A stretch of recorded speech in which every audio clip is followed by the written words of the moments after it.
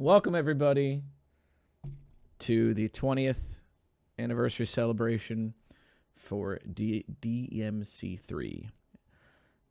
I feel very old saying that, but this game rules, so it's cool.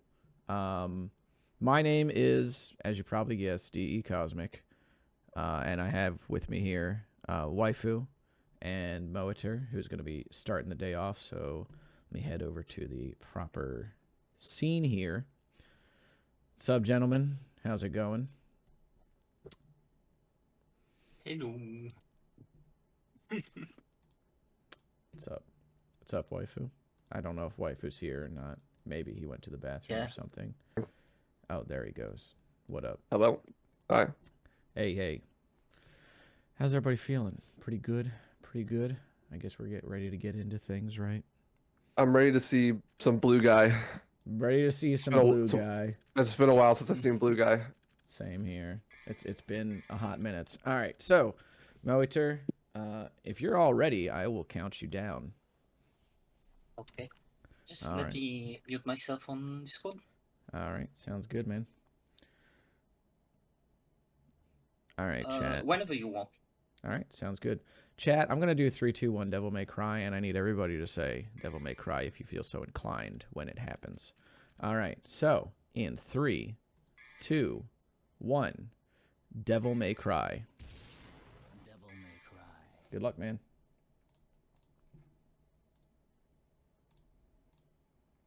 All right, so it has also been a hot minute for me with this run. Do you know what's kind of like gotten optimized further in this run? I don't know that anything is different. Personally. You don't know that anything is different? It's just we're just going fast, dude. Yeah, we're just going fast. Yeah, so this is go for it. Yeah. The Devil. This is Moeter, the world record holder for blue guy, Vergil, DMC3, and it'll be interesting to see. I think record is 55 now. Yeah, something like that. It's something crazy. Yeah, vibes-based speedrun. Strictly vibes. Good way to put it.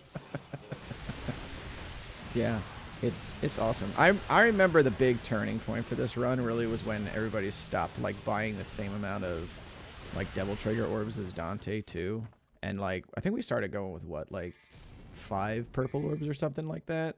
I think it was like 4 or 5. You don't need all of them because Vergil. The big thing with Vergil is he doesn't have roll guard, so you don't have a big damage output Dante does, but you have way more damage output for literally everything else. Yeah. So you don't need it. You don't need roll guard. You also don't need. You start with Devil Trigger, makes Vergil completely busted on top of like 12 other things that make Vergil completely busted.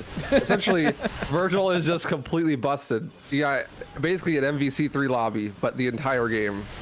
Yeah, it's like true. Just destroy everything.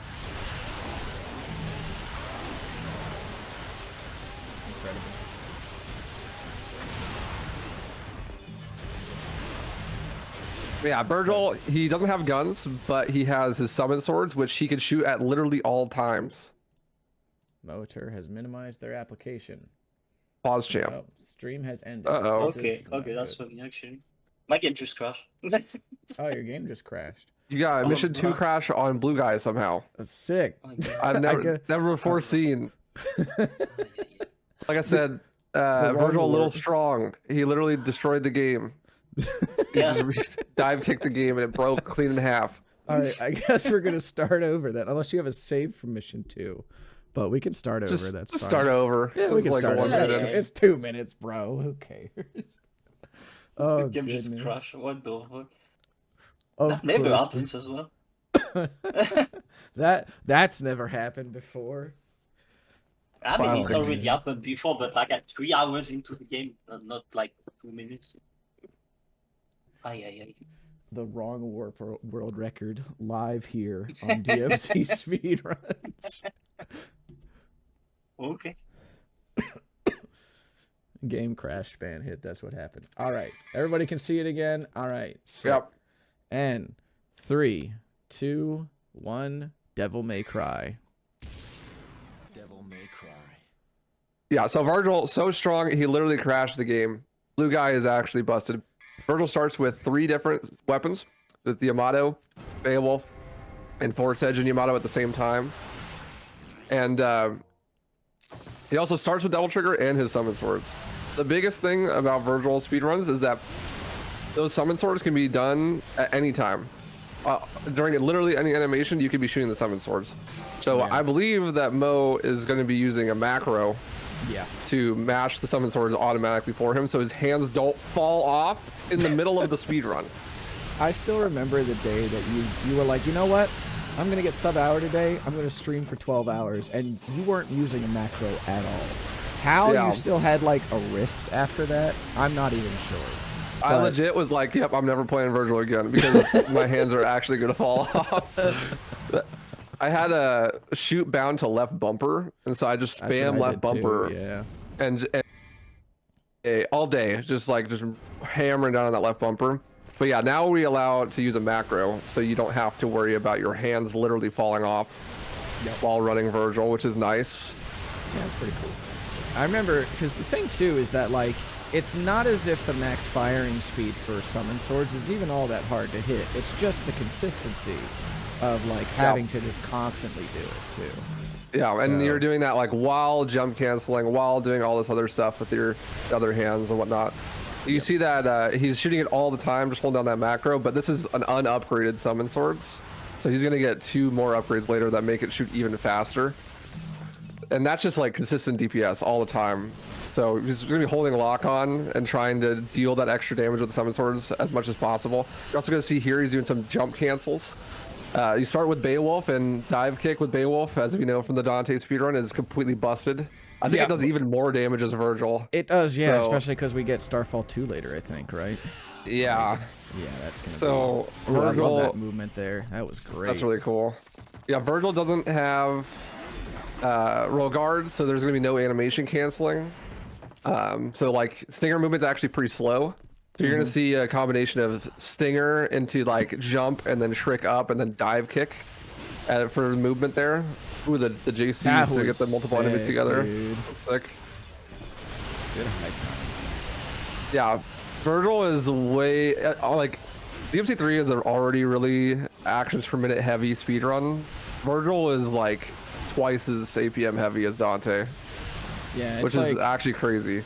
yeah, like the thing with him too, right, is that there's not as high of a skill ceiling in terms of like raw mechanical stuff like Royal Guard. So when there was a lot of optimization being done, especially like when you were running, right, it's like the margin for error just became so small because of how many actions per minute there are and like how consistently you just have to keep it up. Like, Yeah, it makes you really good at jump canceling. I got It's like true. super good at Beowulf jump cancel because that's like what you do for almost every enemy in the game. Yeah. And the thing is, you have such low time to kill that you actually can like completely clear waves before enemies start spawning and stuff. So the combat can be way more scripted than Dante because you kill the enemies so fast that it doesn't even matter. And that's like, we haven't even really talked about using Devil Trigger as well. You're gonna see a lot less Devil Trigger explosion as Vergil, a lot less like instant wave clears by like using a lot of Devil Trigger at once. But you'll see it like here, just completely wailing on Cerberus, just getting those like bursts of damage so that you can hit extra boss cycles or kill important enemies ASAP. yeah, especially because like since he has it from the beginning of the game, like Devil Trigger Explosion is not something that Dante has. Like Devil Trigger is not something that Dante has access to until like mission 8. So like a lot of these weaker enemies that you'll see in the beginning of the game, you don't even really need Devil Trigger Explosion for them anyway. So and then Vergil just gets like a huge DPS increase from like more like faster summon swords. His Yamato does crazy damage anyway.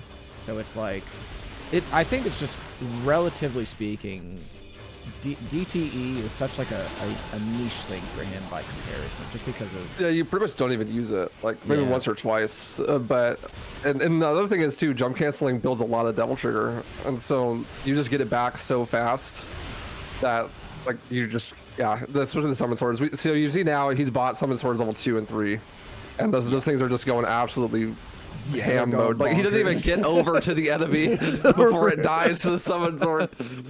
And then he was like had to go back over. He had to like redirect middle of the room and go to the door, and it's like, oh, well, shoot. Yeah, Vergil honestly is so hard to commentate and run for because so much stuff happens so fast. Like he's already it's 5 minutes in, but he's already like in the middle of mission 4, You remember the You GDQ just- run where you'd like enter Yeah. a room, and then Vash and I would go, okay, so this is this boss. Okay, now And they're then dead. the boss dead. Yeah, Like- it was just instantly dead. It's crazy. Vergil's just broken, dude. I don't know, like... What's insane to me too is that Dante has a skip on this level that saves him 2 minutes, and Vergil is still faster. Yeah, that's crazy, actually. And it's funny to see, like, this is something that's pretty new, I think. We didn't do this when I ran Blue Guy. Well, when I He did, mostly yeah. uses DT for movement. Yeah, Like, I've noticed that. because Vergil's movement is not that fast because the Stinger recovery is slow. So it's actually faster to just save your DT for when you have to run. Because the Yeah. combat isn't actually made that much faster by using DT. It's like, when an enemy dies in 2 dive kicks, it's like, yeah, who they cares? probably already die in 2 dive kicks, whether you're in DT or not, right? So yeah. it Plus, doesn't like even you were make it any saying- faster. Plus, like you were saying with the jump cancels, you're gonna get the DT back anyway in the fight. So you Yeah. might as well just move with it. I think it's sort of that natural evolution of like the DT movement management that we see in DMC1, where Yeah. some of the combat options some of the options outside of that for movement are a little slow. So, like especially in the early game. So Yeah. why not just use it? So we see the Gigapede boss fight, which hopefully we won't see again today. Well, we'll see it once, True. maybe on 18. Well, Cake, right? Oh yeah, that's right. True. We'll Yeah, see you gotta twice. fight. Yeah, you gotta fight Gigapede backwards and Cake. Backwards. Yep. Yeah, that'll be fun to see. That'll be Hopefully dope, we'll see yeah. that. Hopefully, yeah. I will allow XirZs to reset the room with Style Yeah, Switcher do it. if he wants to. Yeah, I'm here for it. Blood Goyles stand no chance. Not at all. Yeah, Summon Swords just absolutely eviscerate them. Huge upside to Vergil runs. There's way less RNG because you kill all the enemies so fast, and especially the ones that are like super random. Really Ooh, nice jump cancels cancels. there, yeah, right There's in the there's Blood Goyle. nothing. There's nothing they can do. These Blood Goyles can't do anything. They're getting cyberbullied, like lunch money stolen. I think that's just regular bullying. That's targeted bullying. Oh my gosh. Here's some epic Oh. JCs. Zero cycle. Almost a zero. Okay, 0.5. We'll call that a 0.5. That's a boss fight. It doesn't look like it, but It is. it is a boss fight. Doc said, can't be random when you're dead. Yeah, exactly. That's exactly what just happened on Jester there. He almost had such good jump cancels that he killed the boss before it even was able to do one of its random attacks. So like, yeah, you can't be random if you're dead. Exactly. That was, Oh, a sick. dive sick. kick. Oh my gosh, dude. Dude, some of the I don't movement think in that this he's even bot category- Stinger. Yeah. Oh my god. I don't think so either. I like the use of so Vergil doesn't have styles, but he has one style. He has a Dark Slayer, which is his little version of Trickster. It's got some teleport moves. I see he's like using the teleport and then switching targets and then teleporting again to move through the hallways really fast. It's cool. I never did that when I ran this category. I always thought it was going to end up being slower because of the landing lag, but I guess not. So, Yeah, maybe he cancels the animation somehow or something. I don't know. It's cool. yeah, pretty dope. And then the enemies didn't even spawn in yet. They were dropping in. Yeah, he's waiting for him. Vergil's just The spawn pulling out. camp. Yeah, the spawn camp. Incredible. Nice double there to get to the door faster. Yeah, and you said like Vergil's OP style. It's honestly not even that useful. Like, but you don't even need styles at all because Vergil just does so much damage. It's kind of crazy. Like, Yep. he's so busted. Yep. I wonder Then- if the developers had any idea how absolutely busted Vergil was, Well, I or feel like like if they're just they like had built some to. cool shit. They had to have like realized it, but to some extent, like this game is still built with some of the DMC1 philosophy in mind, where like enemies are built to be like handled certain ways, right? And like a lot of the game is based around efficiency still, but it's got Yeah. like still more of that like fighting game mentality to it as well. So like Itsuno, I feel like in directing, he was probably he came in with like this mixed philosophy on it, where it's like we've got enemies like the Dullahans or the chess pieces that are meant to like be dealt with a certain way, but then also you Yeah. have freedom of expression. Plus now he's a boss Like the character. pride enemies. Yeah, exactly. Yeah, true. So it's like the the I guess colliding, not conflicting ideologies there, but the colliding ideologies probably led to this character. And I mean DMC in general is just such a strong Vergil. Yep. You usually have like just really strong characters in Devil May Cry in general, but I think they're trying to make something a little bit stronger for Vergil. They definitely succeeded. Yeah. But this is Agni Rudra. The hardest boss is Vergil. Because it's really hard. The normal strategy as Dante would be to like parry the swords so that you can get this reflect. But doing so as Vergil is actually a lot harder because it's kind of jank to get the sword parries with your moveset here. You saw that he used the jump slashes with the Amato to do it initially, and then he was doing that Morning Star, the spin to win move, the Sonic the Hedgehog. The lunar phase. The Sonic the lunar Hedgehog. phase. There's the Sonic the Hedgehog blue guy move. And that one is like really inconsistent whether it reflects or not. And also you'll get hit out of it. So often you wait until you have double trigger to be able to do that. So here we got Starfall 2. So if you thought the dive kick was broken before, it's way stronger now. And we're gonna see that movement I was talking about earlier, where he does a Stinger. He bought Stinger 2, and dive kick level 2, and also he upgraded his style by killing Agni and Rudra. So that means that he can do a vertical teleport now. Ooh. Wow, this spike RNG is complete dog shit. I was gonna say this is like the worst spike RNG for Vergil.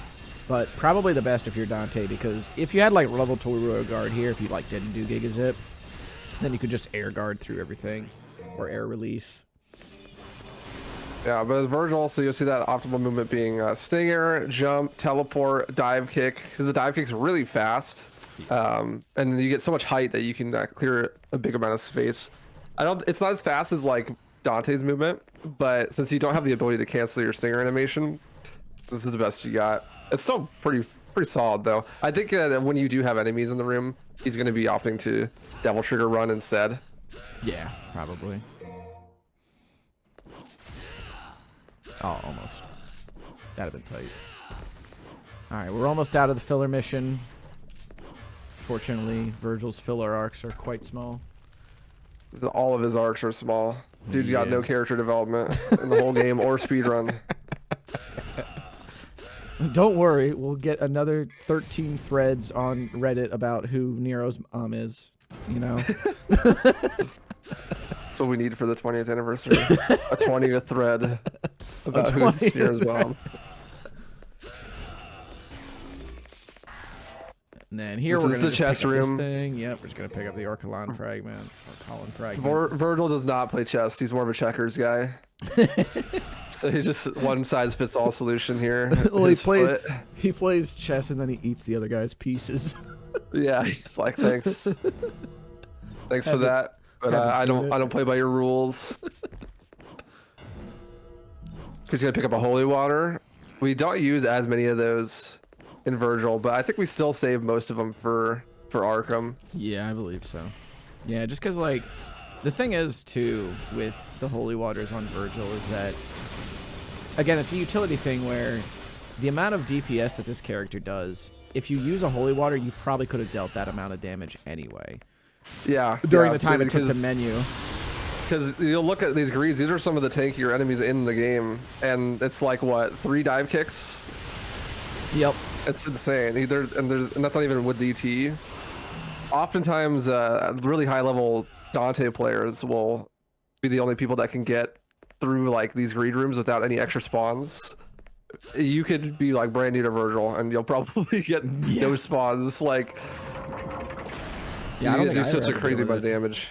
Yeah, that was a weird like stinger jump off of the edge there with the starfall. Got stuck on the railing. I was like, what the hell?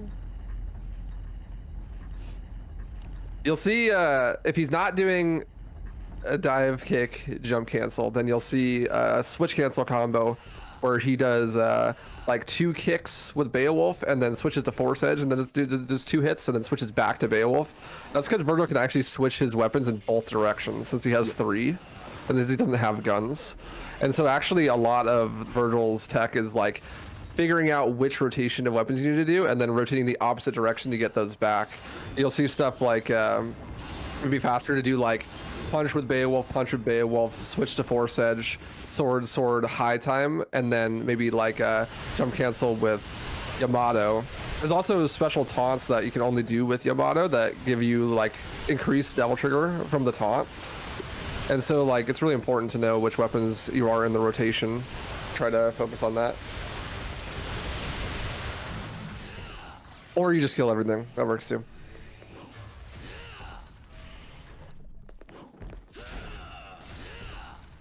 Alright. Awesome.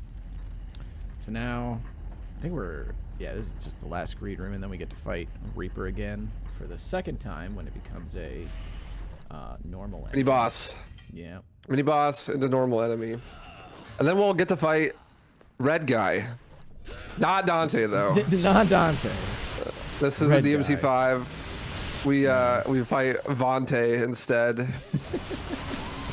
I remember when Red people were Vergil. speculating that like in DMC5 we were gonna fight Dante again, and I was like, I don't know about all that, Chief. That would have And been so funny. I wouldn't put it past him, but I'm glad that it's not the case.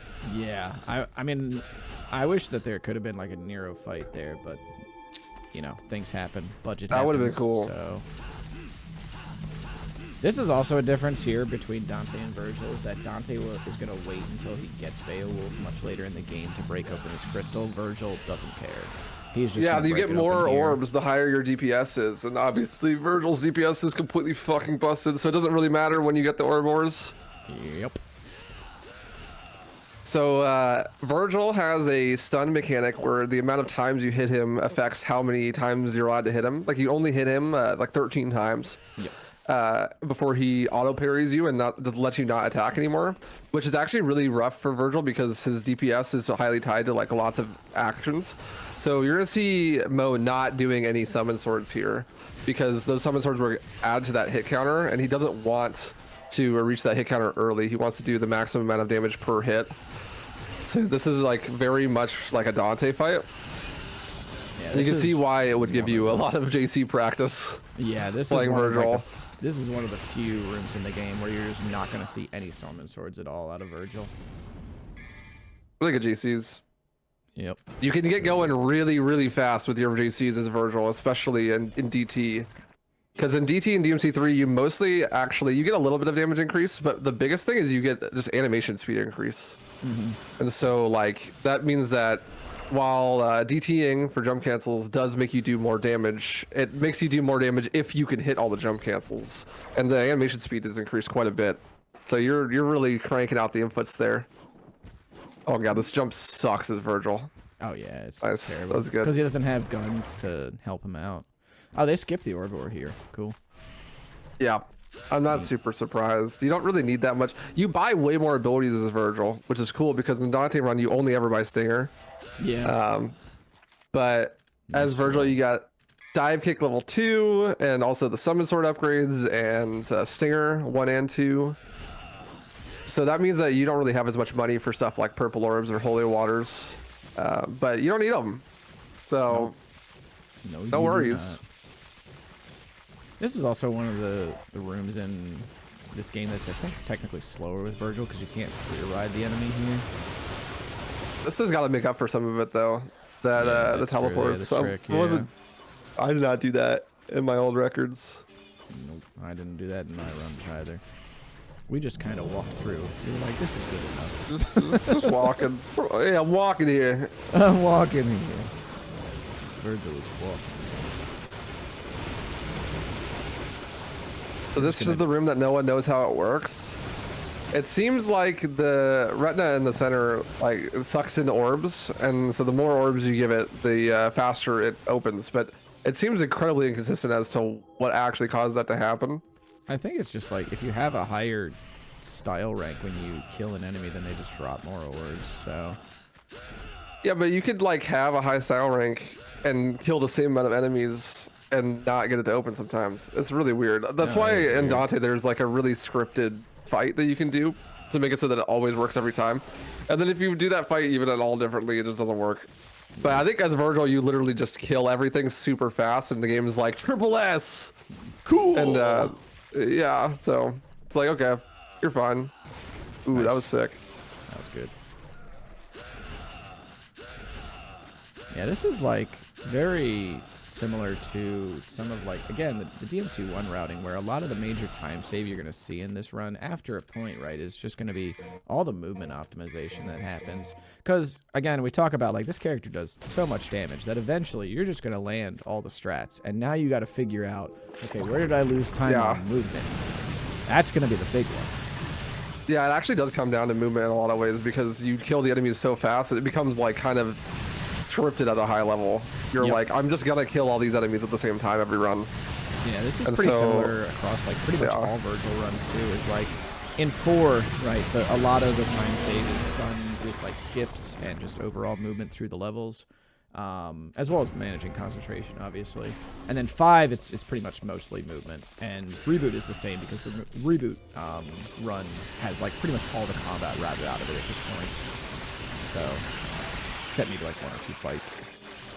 Pretty consistent thing for the character. Just kind of a test. This taunt right here is the Yamato taunt that I was talking about. Where like he just stands there, and it's a really long taunt. But if the longer you stand there, the more DT it builds. It's not like any other taunt in the series, I think. Like you could maybe 5 or 4 has a taunt like that, but 5's book taunt. He like pulls out the book and then he starts building a bunch of DT that way.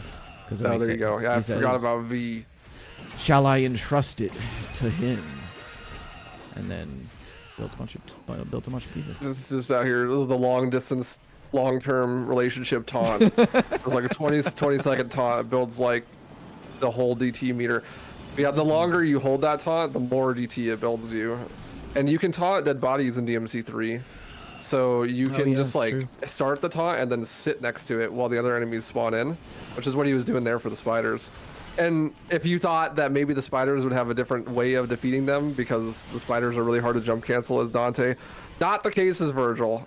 I think it's because his starfall has like a sharper vertical angle, actually. So, probably also and so like has a bigger hitbox, right? Yeah, true. And so you're just like landing right on top of him, and it makes the jump cancel really easy. And then again, it dies in like 3 hits, so you don't really even need to hit that many jump cancels. Nope. The Dear Diary taunt. Dear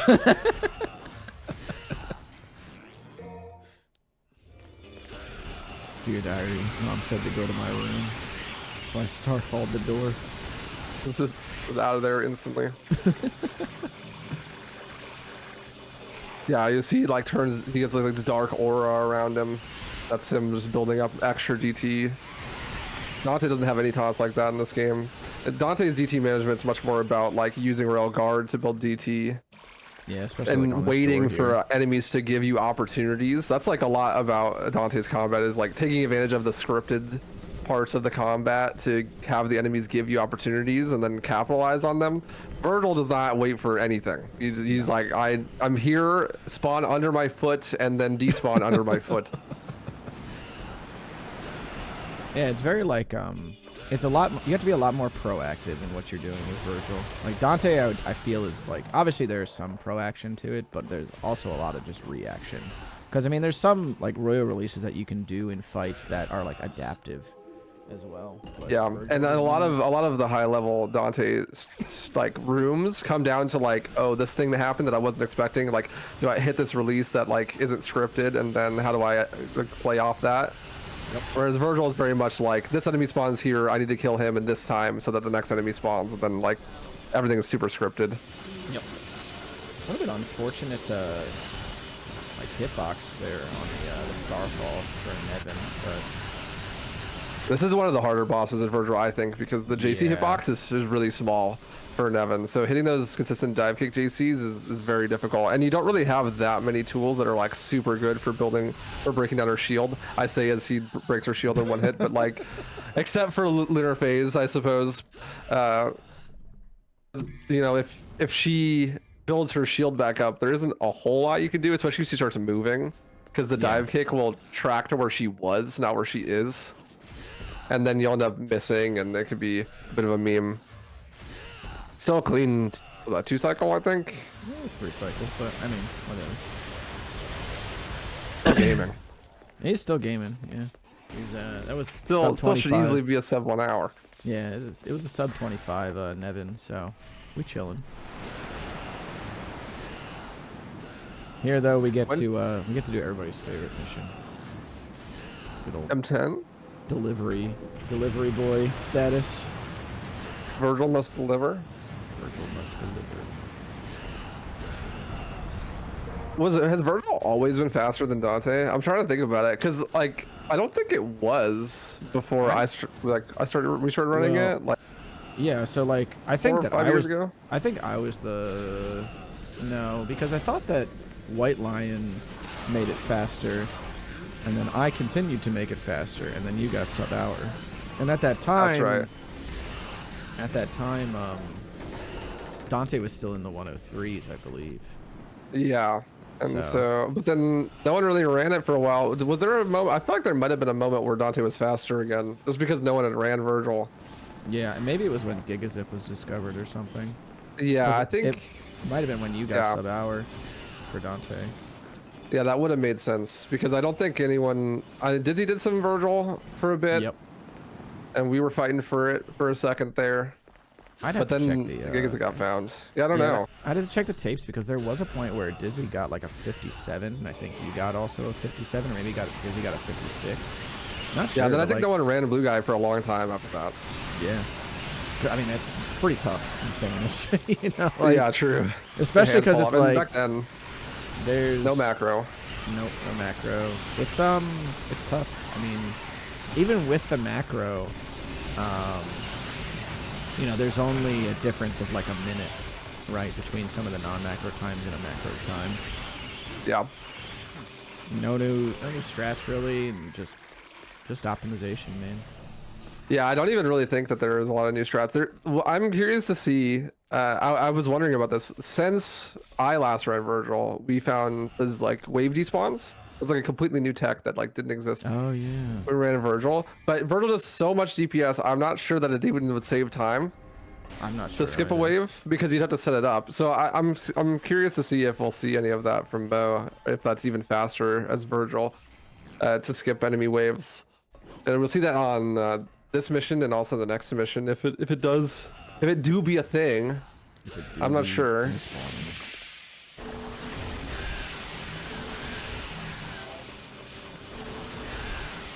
It never gets old dive kicking these dudes. I hate these enemies, bro.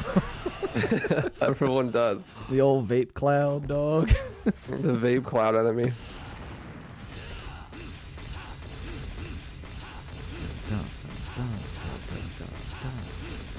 Yeah, this is a good example of how useful it is to be able to switch back and forth, because otherwise you'd have to do some DMC4 tech shit where you like switch twice between your switch cancels. So much harder. Like super difficult to do that. This is nice that Vergil lets you switch both directions. I actually had my directions switched like in reverse, actually. Like I switched my left and right swapping to be like the other side of the controller, because I found that it was easier. I also ended up finding like, oh god, I think I bound like DT to like square or something, like some weird thing like that. Yeah, it was square. I think because or maybe you might have actually bound it to like left trigger or something like that. Oh, I know what it was. It was my left directional switch was on right trigger, and my right directional switch was on square. Yeah, that's what it was. That's what it was. Because I wanted to charge double trigger explosion. Yeah. Yeah. So double trigger on left trigger, and then left bumper for macro. Or well, I didn't use a macro at the time, but yeah, for summon swords. You get some really jank binds, because there's just like so many inputs that you have to be doing at all times.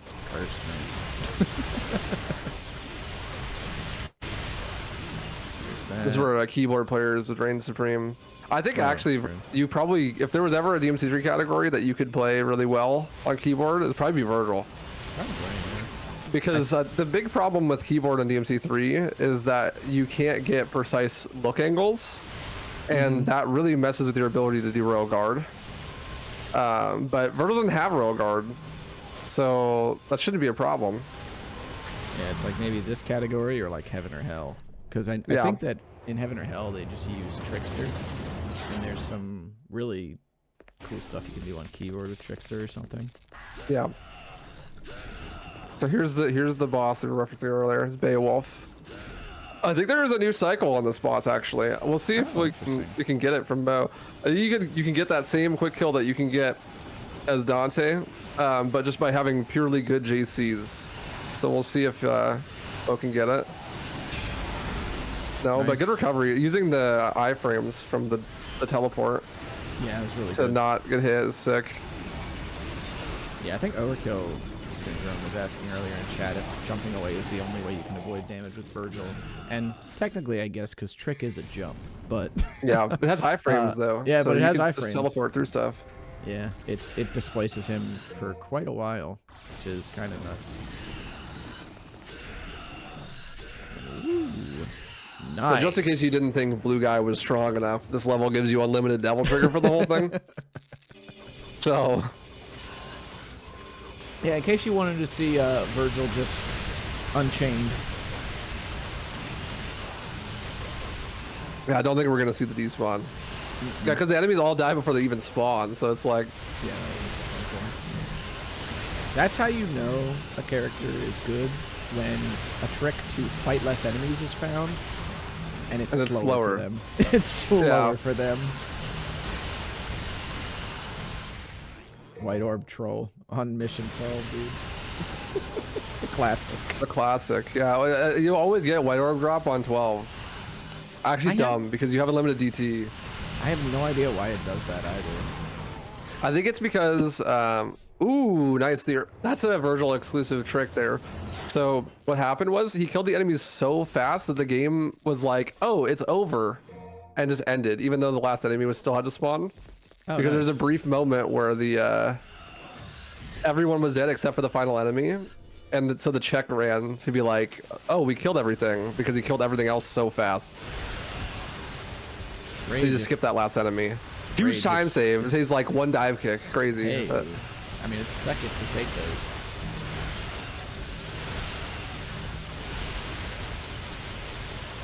Rage, if spamming summon swords was the reason you didn't play this character, then now you can. we got There's a macro. now. Yeah. Macro.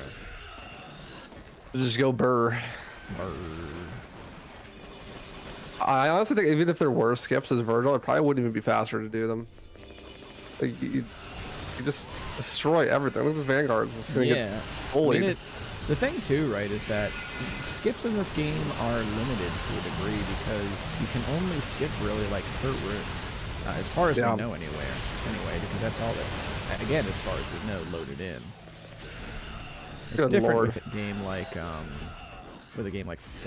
damn. It's different with a game like DMC4 or DMC5 and Reboot as well, where like more of the level is loaded in, but 1 to 3, you're really just, you're tied to those rooms until you exit. Yeah. All right, the horse. It's time. Oh, I picked a little early. You saw Vergil get hit. It can happen. Oh no! It happened twice. Lightning does strike twice, in fact. Whoop. This is one of the harder fights as Vergil as well, because like a lot of the stuff that's a surefire way to counter bosses in Dante just don't work as Vergil. And so you have like a lot more inconsistent setups for things, like Agni and Rudra, or also this fight.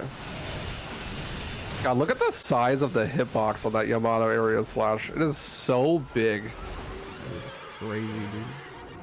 Alright, I think now he's gonna go back in. Nice thing is, there are multiple ways to stop the horse from running. One is to like hit it in the face with a downward attack, like a helm breaker or a dive kick. The other is to just do so much damage that the game just like gives up. Oh, he got And trolled. ooh, nice teleport. Yes, summon swords again. Nice. But yeah, obviously Blue Guy's responses just do enough damage that it doesn't get to play the game. Honestly, Easy clap. honestly, a fair response. I have to give it up.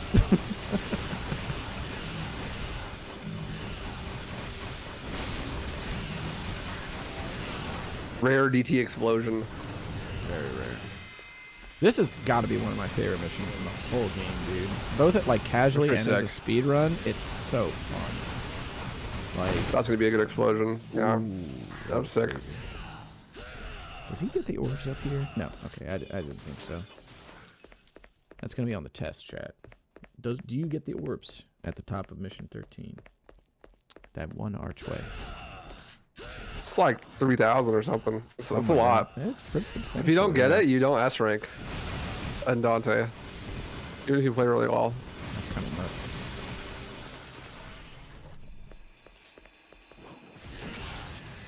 He is a madman for dive kicking that one. Yeah, the For auto dive lock, I kicking can that really one. trigger there. I don't trust the lock on in these puzzle rooms, dude. Can you believe We're gonna it see is- another Vergil fight. It is 35 minutes in and we are on mission 13. Yeah, that's so fast. That's crazy. Actually wild. So we see another Vergil fight, or Vante, as he's Vante. called. Red This Vergil. is Red Vergil. This is the one where he's got like mix-ups and stuff. And normally these mix-ups would be something crazy, you know, having to deal with him with Royal Guard. But here we just kind of walk him back. Yeah, just stand just outside of his range and then Goomba stomp him to oblivion. Yep. No phase skip though. Vergil doesn't have Unfortunately. really a way to skip this, I don't think, unless you do setup. That's probably actually just slower. Yeah. Oh wait, he got it. Wait, what? Yeah, I was gonna say he does Oh, enough good lord. damage. Like, Good God, dead. never mind. I take it back. oh Never my mind. god, dude! You just don't need to set anything up special. You just had to just stomp him in the face. Mm-hmm. And then, yeah, well, It's just never mind. what he does, Take it back. bro. Yep. Huh. Then we go past the blue orb, and then we move on to mission 14. I think he can do this stinger jump here, can he? Yep. Yeah, you don't have to go pick up Beowulf as Vergil because you already have Beowulf, so you can just like leave, which is Yep. nice. Yeah, very streamlined category in that regard. Now I get to fight the dual hand again. Is it really fighting? This feels like bullying. Yeah, a little bit. These enemies are like so non-existent in the run for like both characters.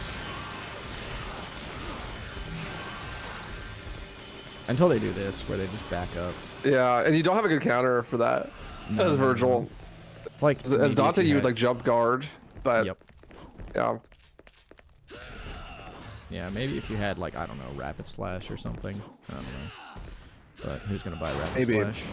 People used to buy spiral swords I remember that. for Arkham, but I don't know why you'd ever stop spamming shoot on summon swords. That seems like a huge waste of DPS. I think it, like, when the run was first getting routed, people just assumed that summon swords was going to be more damage, but I think one of the first things that I actually routed out of this category was spiral swords, because I just stopped buying it, and I was like, we're just not going to buy this, we're just going to get some shit early, going to get, like, Lose less no time. purple orbs, lose no time, and just spam summon swords the whole time. Forget about it. I think it was more of they didn't want to spam summon swords because it hurt their hands. Probably. So they're like trying to find an excuse to do something else. I mean, I can't really blame them, but also, like, less damage. I mean, to be fair, if you spam the summon swords, then technically you have to do it less because the run takes less time.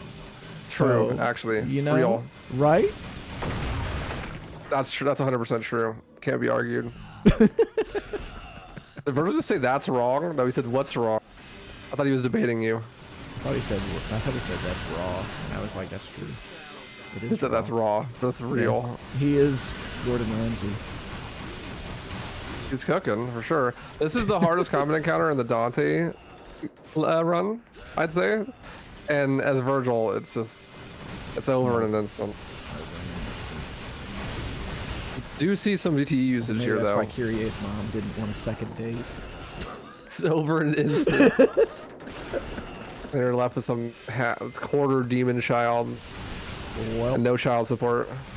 nothing. The Geese Howard of Devil May Cry.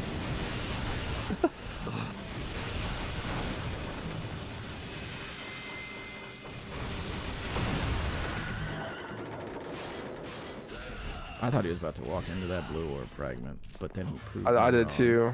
This is not cake. There's- I think Mo did a Vergil cake run, right? I think he said he did. I thought he did, but maybe he didn't submit it. Or maybe I There's just forgot there's to nowhere add to it to the submit it. boards. Yeah, I there's thought- no Vergil Cake on the extension board. Yeah, I got Just to put Dante. it up there. Feel like whatever. It's a thing now. I'll have to take a look and see if he posted it. Then I'll just add it to the boards if true. I'd be curious to see it because I have no idea how you do secret missions as Vergil. Yeah, some of them I'm not really sure because of like the flight one where you use like Nevin. Like how are you I supposed think to you do can that shit? DT glide with Yamato. I think. I could be Okay. wrong. I don't remember anything like that. So. I mean, that would Yeah, be like something new that I Fallen's- learned about this game after 20 years. That'd be You sick. shall die. Fallen not getting to play the game. One of I the mean, most we love annoying to enemies in see the this. game, but yeah. Again, one of the harder combat encounters in Dante. Vergil's just like nah. Like that second Fallen spawn is actually scripted. So using a holy water there is pretty slow because you have to wait for the second one to spawn. But he literally can just stand there. He can just like show up and know where it's gonna be because he killed the other guy so fast. Yep. Pretty dope. Oh, Chris is saying the orbs are placed at different locations. So That's nice. once again, Capcom proving why they are some of the best to ever do it, and just adapting the secret missions for the other character. Huge. You love to But see it. no unique boss fights though. You just fight Red Vergil. Well, I mean, to be fair, designing a boss fight's a lot different than placing some orbs in different locations. It's basically the same thing. Just be like, adapt, Vergil players, adapt.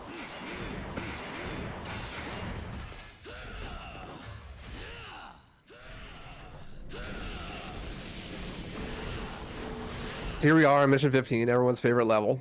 Oh yeah, this is definitely where no run ever goes to die. Yep. Not at all. You can't even. I guess you can still do the death warp here, right? It's just. Yeah, I'm pretty sure you still do. Okay, yeah, I thought so. I don't know if maybe like DT movement just made up for it, but Maybe you not. do have a triple jump as Vergil, so like it's much easier to make it up on the platform on the way back. Mm-hmm. He definitely does the wheels a little bit slower though. At least this wheel he does slower, because Dante can just do, as you know, like just strike release. As long as you have the full release stock. Or a Colin fragment.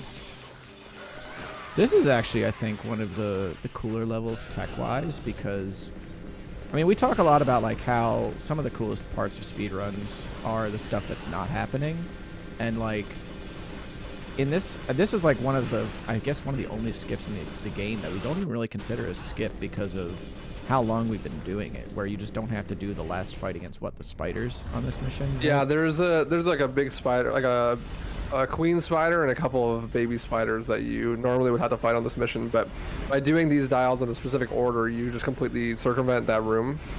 Yeah. But like, it's so easy to do that it's like we don't even really consider it a skip. Yeah. It's just routing, right? Like, just don't go in that room, and you won't have to fight those enemies. Yep, exactly. Woohoo! Oh, that what was the crazy. heck? That was awesome. That was sick. I thought he was about to get blasted by these blades. Same. But definitely setting up for a death warp here. Oh yeah. Alright, the most common question I get about DMC3 is what is yellow and gold orb mode? And like, really in the speedrun, nothing. It doesn't matter except for this. Except for this, yeah. This is like the only spot where it matters. Which, Gold funny orb enough, being go for it. yellow orb only existed on the original release in North America. Really? Because like in the Japanese original release, you can do this death warp. Like, Really? gold orbs just work the same way. Yeah. So they just made the game. That's another way they made the game harder. Yes, yeah, they made it similar to like DMC 1, where if you didn't have the didn't yellow know that. orbs, then you could. Yeah, I didn't know it either. I didn't think it was I gonna work blame when I did the. Blockbuster. Yeah, same. I blame rental stores. Yeah. Although Blockbuster was cool, but you know, maybe I'll go to the last Blockbuster in Oregon. Try to rent DMC3. That'd be great. Yeah, so gold orb, basically, gold mode makes it so that when you die, you respawn from a checkpoint automatically, like we did there, and we use that so that we could teleport back and skip doing all of the movement and climbing back up in that room, because the climb back up is really difficult, and also it's really hard to have fast movement there. It's just faster to Death Warp. And in yellow mode, if you die, then you have to restart the whole mission over again. Unless you have a yellow orb, which allows you to restart at a checkpoint, like the gold orb mode does if you don't have a gold orb. And then gold orbs allow you to respawn instantly, like right where you died. So, useful. Pretty crazy. Do they do holy water here? Okay, this answers my question. I'm surprised. I feel like this wouldn't actually save very much time here. Because in Dante, it only saves 15 seconds. And you probably do the combat like twice as fast as Dante. Yeah. So, That is a little I bet you could just not do that. Yo, rerouting. Incoming. Well, I mean, I think you'll see it from Stubby. I think he's gonna do. Well, he's gonna do that. I think, right? The no orb wars. Oh. Like, and doppelganger shots on 19 instead. Oh hell yeah. That's what I'm talking about. But I was thinking about that. I'm like, I'm surprised that Vergil doesn't just do no orb wars, because he does so much damage. Yeah. And I think you could potentially skip that holy water there, maybe. There's only 2 warlords that we get in the whole thing, right? The whole run? I think in Moe's run he only got 1. He got the one on 7. He got the one on 3 as well, because you get it so did you he? can get so you can get Summon Swords level 3 earlier. That's true. That's true. Yeah, I forget about that because Summon Swords level 3 is really expensive. It's like 15,000. 15,000, yeah. That's as much as an air hike almost. Yeah. I could see you getting away with just that one though. Ooh, that was sick. That was awesome. He like teleported up the staircase. I'm loving the teleport movement in this run, dude. It's so cool. Like, yeah, that's new. That's new to me. I haven't seen that.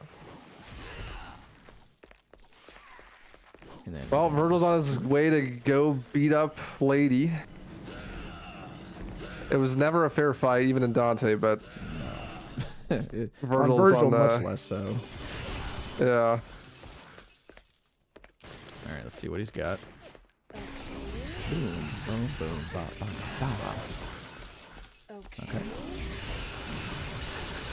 He's trying to very carefully temper his damage here so that he doesn't trigger her second phase. Because her second phase is the one where she jumps up on the rafters and drops bombs. Super slow. Yeah. For some reason, I thought that Vergil could 2-phase that, but maybe I am correct. I don't think so. Lady's resistant to Devil Trigger Explosion, and also she has a similar thing going on with the amount of hits.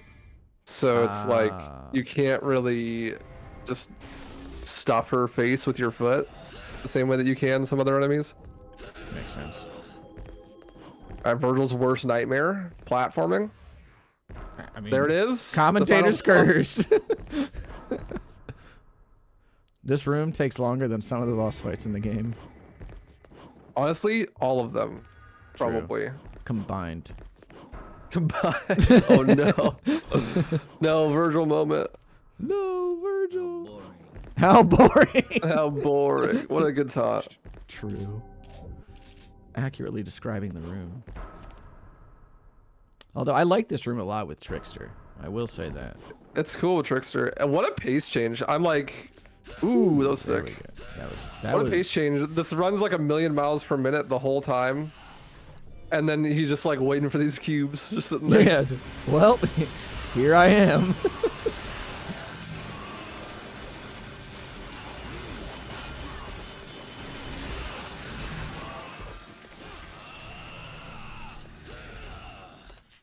I guess I'm gonna have to recapture because people are saying there's delayed sound. No, that's from my stream. Oh, that's Don't worry from your about it. stream. Oh, okay. Yeah. Okay, sick. Because my audio is coming from the Discord stream. Oh, okay. So it's not delayed for me, but yeah, the main stream is totally fine. All right, sick. Awesome. I was gonna say like the waveforms look like they're matching up, but I don't know.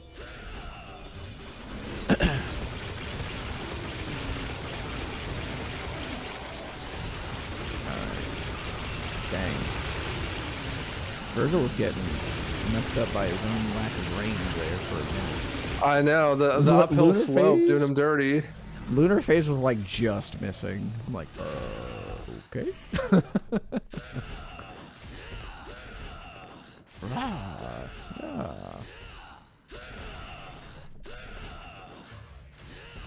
I should have brought some fun facts about the year 2005, dude.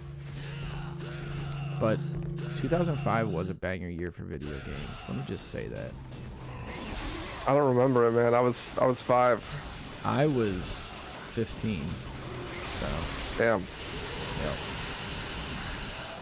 Dude, this game Like- go way back. Yep, just like my hairline, bro. That's what I was gonna say. No. Had to beat you to the punch.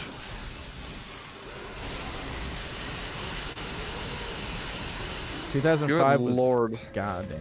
2005 was Guitar Hero, DMC3, Resident Evil 4, Samurai Western.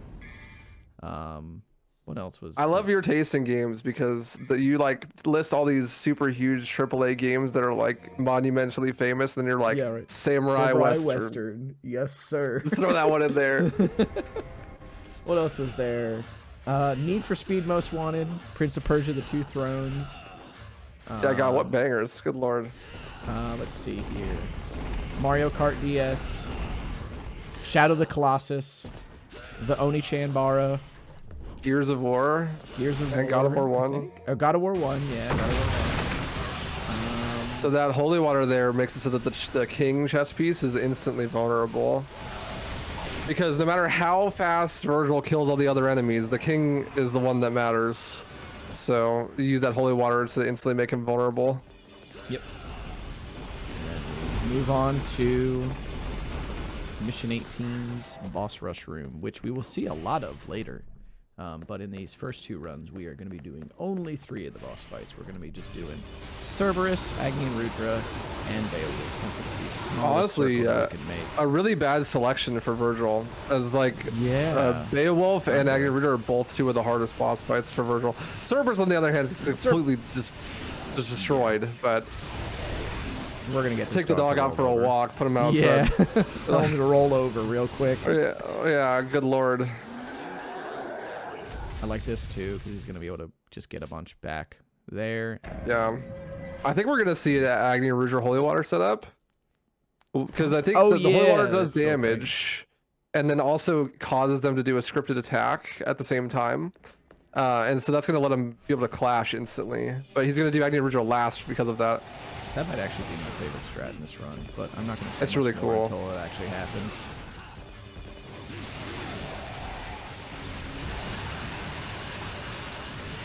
Ironic that Beowulf is the only boss that kicks Vergil's ass when in the cutscenes he just like He gets one hit shot. kills him with the Yamato. Yeah. Yep.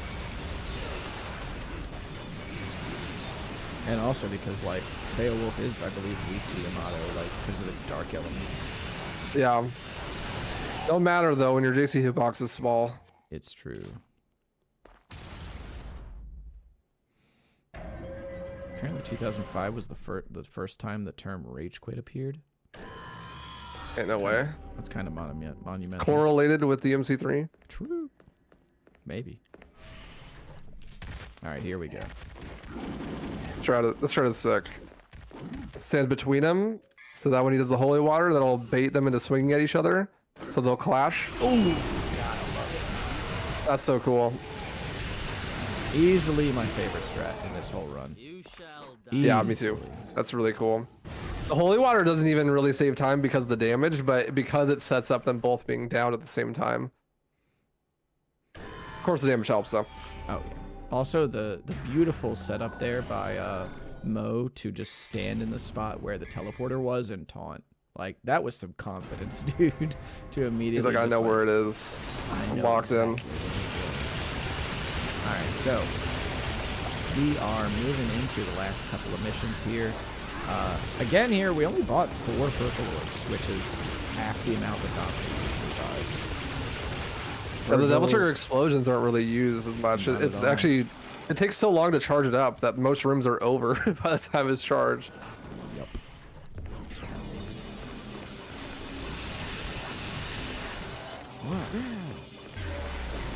Yeah, we're about 55 minutes in here, and we're almost done with the game. This is a really solid run. We're definitely gonna see sub 1 hour real time here, I think. I believe so, yeah. Bo's been killing it. Did a great job. He's been awesome. Yeah, fun fact, he recently discovered, like last week, that there's a tutorial for this category.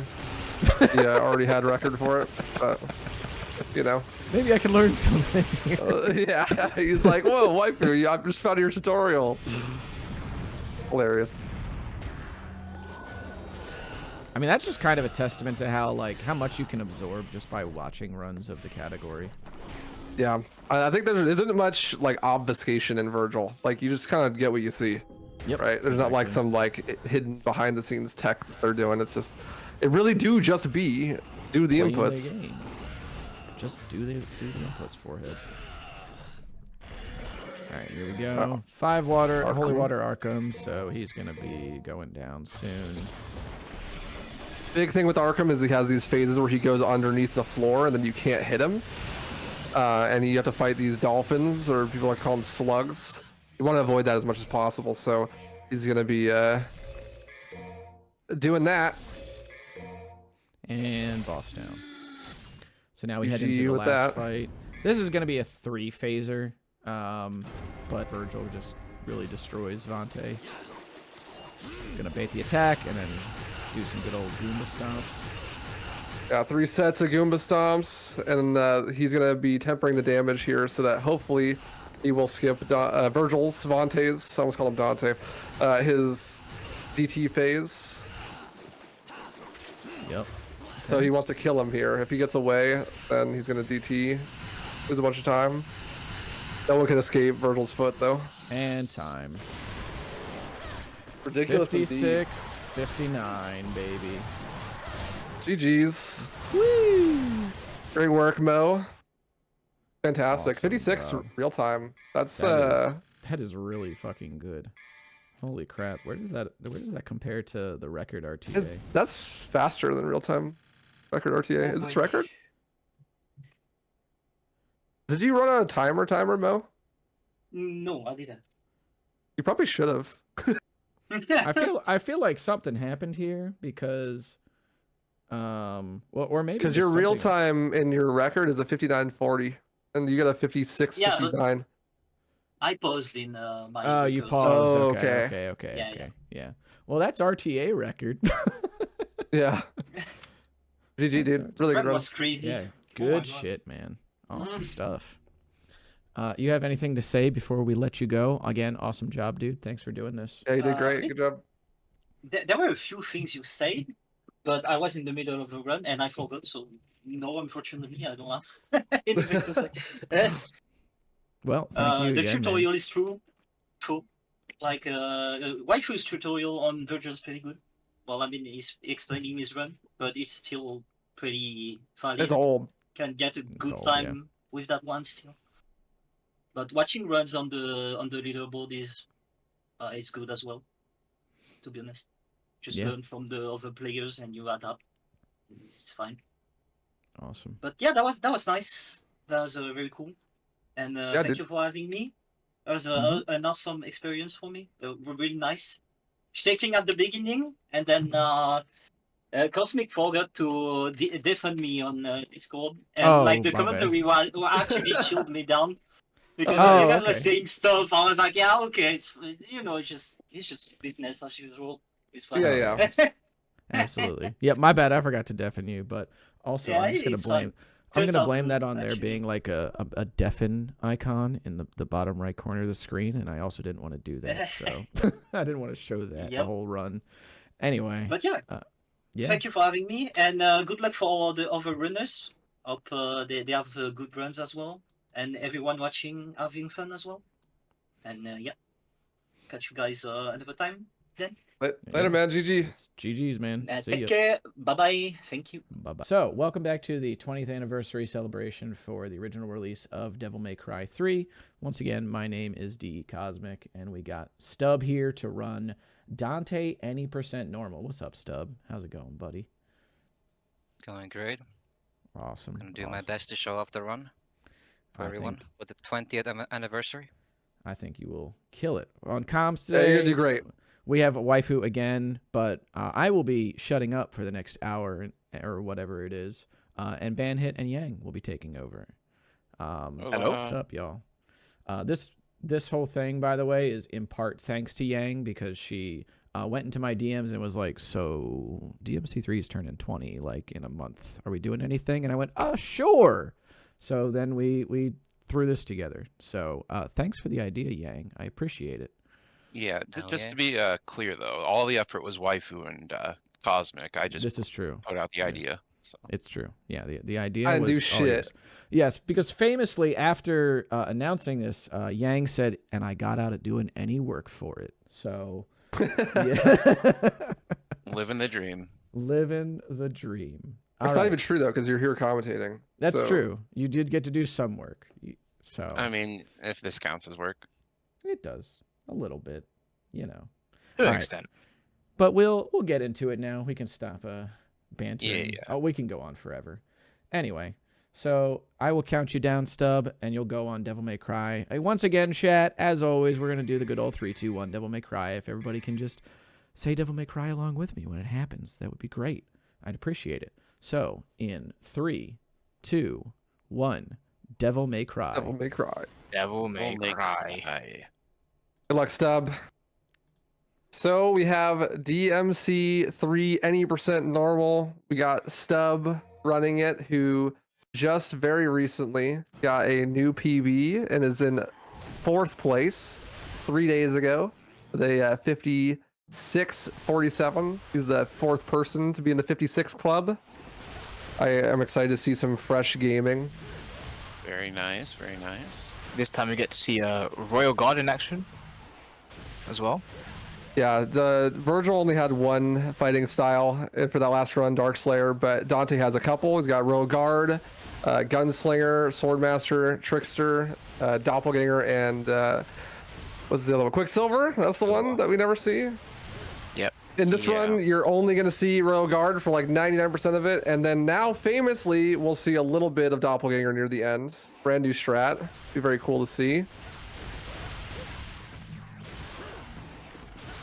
Royal Guard is the main style here. We're using it. It allows you to block and parry attacks. It also lets you cancel pretty much any animation in the game whenever you want, because you can press the block button and Dante instantly goes to block.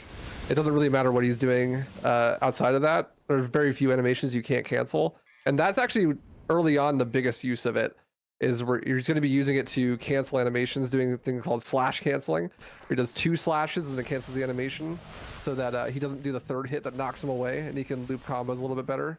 And then also blocking and countering attacks. You see Dante zoom through enemies and do massive damage. That's a perfect counter or a gold release that Stub is doing there, and that is extremely difficult. That is a 3-frame trick, which means he only has 3-frame window to hit it at 60 FPS, which is 1/20th of a second. The timing is super, super tight on that. See, for me, Royal Guard is really what defines this run. It's just so flashy and stylish, and that's what you want in a Devil May Cry speedrun. It's just like, it's so cool to watch, it's so cool to do. I love it. Yeah, it feels great, and it's super, super difficult. As you'll see up at the top left by the health bar, there is this glowing green ball. That is the rage meter.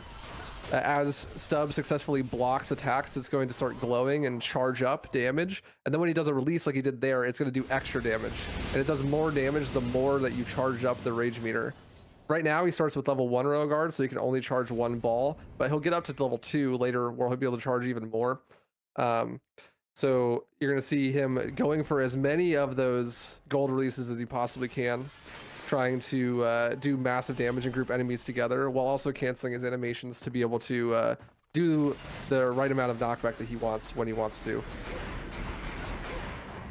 Unfortunately here though, Stub did get an A rank in Mission 1, so he wasn't able to get Stinger for the beginning of Mission 3. So we'll probably have to do the rest of this level without doing Stinger, and then later, before Cerberus, get the Stinger 2. That was sick. He did a setup there found by Loner. Shoutouts to Loner, where he hits those 2 slots into the wall. Then he waits for the 3rd guy to teleport and attack, and he hit a gold release off of it, which had stored charge because of the blocks that he did previously. And so these really tanky enemies in slots got completely decimated, as they did just there, by this epic gold release. Some gaming is occurring, as we can see. The combat's much slower are really pace. good as well. Yes, yeah. Still somehow slower than Vergil though, despite Yeah. the insane grouped up chunk damage. Yeah, so it takes a lot more effort to be able to do the higher DPS and relies on enemies doing things that are fortunate for you, like attacking and stuff. Whereas with Vergil, you can just take the fight to them always. Royal Guard is supposed to be a bit of a defensive style, and with using it to cancel animations, you can make it much more offensive. But at the end of the day, you can't release attacks if the enemies don't attack you.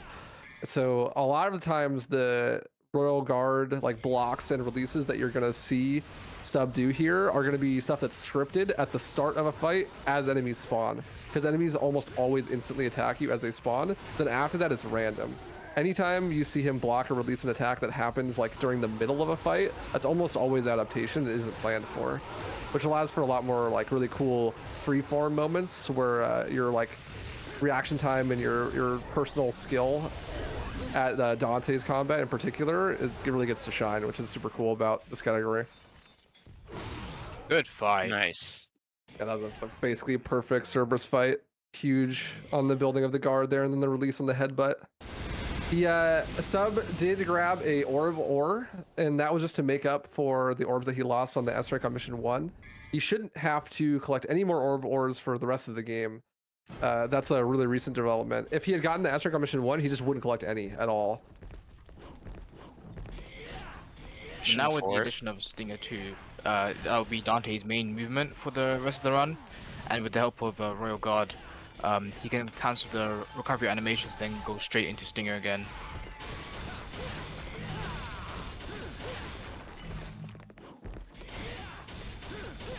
Yeah, as you'll see here, you can go around now. We have shotgun as well, which you can use the shotgun cancel. Again, pressing guard cancels the recovery animations of most attacks. That goes doubly for the shotgun. Pretty much as soon as the bullets come out of the shotgun, you can cancel the animation. And looping this back and forth does insanely high DPS. We also now have XirZs, a new weapon, which allows us to switch cancel. Switching back and forth between weapons cancels some of the recovery on attacks. So instead of spamming the same combo with Rebellion, it's faster to do 2 slashes with Rebellion, switch to XirZs, do slashes there, and then switch back. And then again here, we're going to be hopefully seeing Giga Zip, one of the only glitchy skips in Devil May Cry 3, where there is a zip. So if you do a gold release on the edge of a surface, then you can... Ooh, there it is. Nice. You can get a zip, which basically just means that the game doesn't slow you down and you can just go right through walls. This room happens to be connected to the end of the level, which is attached to picking up that item. And so by standing on the edge of the railing and then gold releasing an attack while locking onto a different enemy, you can direct the zip to go through the wall and then land at the end of the level. And that skips the Gigapede boss fight as well as 2 other combat encounters and saves about 2 minutes in Dante's run. I am unmuting to say, fuck yes, we gotta do this. All right. Yeah, that was sick. Yeah, it was very nice. That trick is extremely difficult because it's really hard to save. The enemy that you're locking onto to get direction from, if he moves from that platform, then you basically just can't do the trick again. So like you have to hit it first try, or if you don't hit it first try, you have to do like some really particularly difficult setups to try to get another attempt at it. So huge flex from Stub, hitting it on the first rip.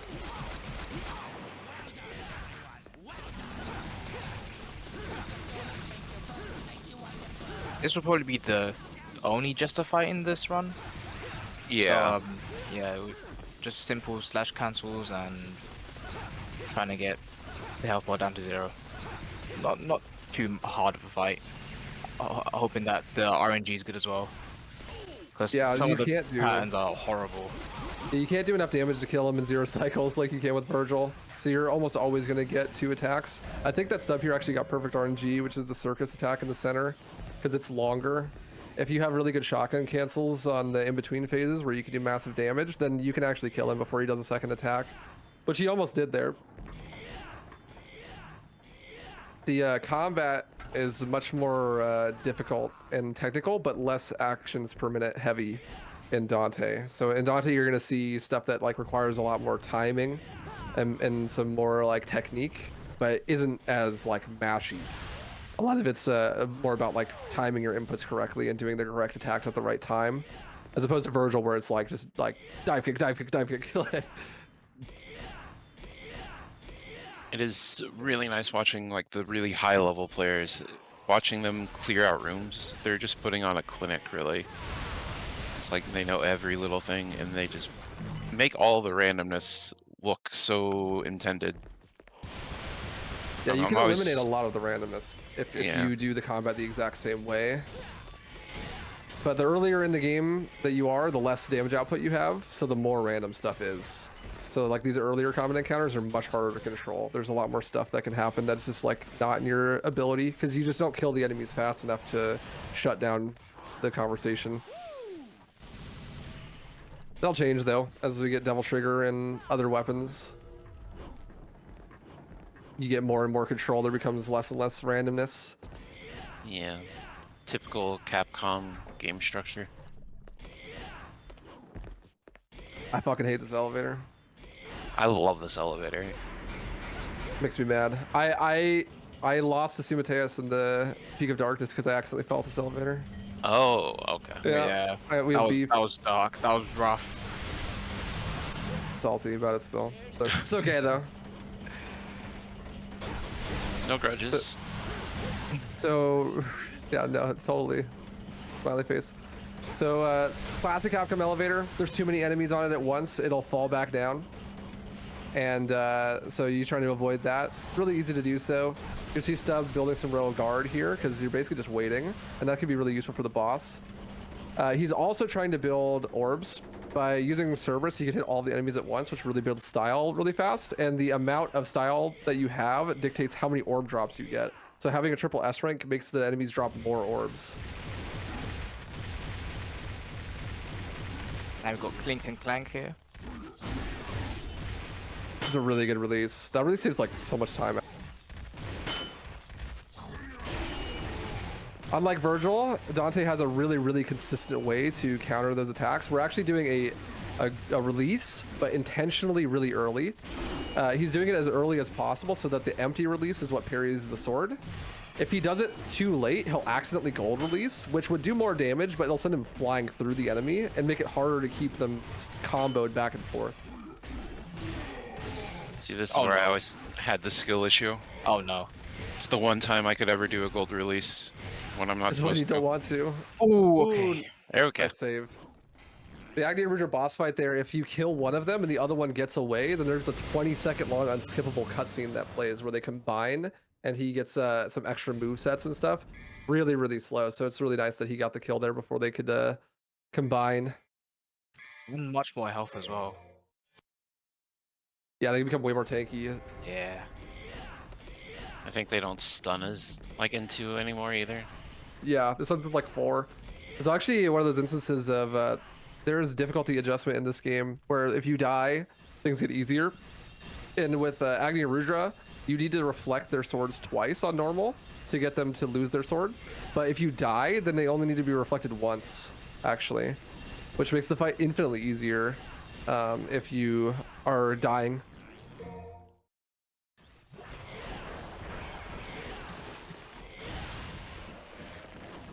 Another cool thing about Dante that Vergil doesn't have is that he can surf on enemies, which is good for movement as well. Like that. Yeah, that was really clean. That was sick. Virgil's too cool for it. It's way too self-serious, man. You see Vergil like free routing on an enemy? There's no way. Vergil never said woo in his life, bro. He probably says it when no one's watching. Maybe he could be on a roller coaster and straight face the whole time. On the outside, on the inside, he's going woo though. Yeah, maybe. Nonchalant final boss. No So we art. didn't get into the weapon. Yeah, no Artemis. We'll see Artemis later though. Zerx will have to pick up Artemis for Cake. But It's a we shame got a there's new no weapon. use for it though. yeah, it's maybe one day.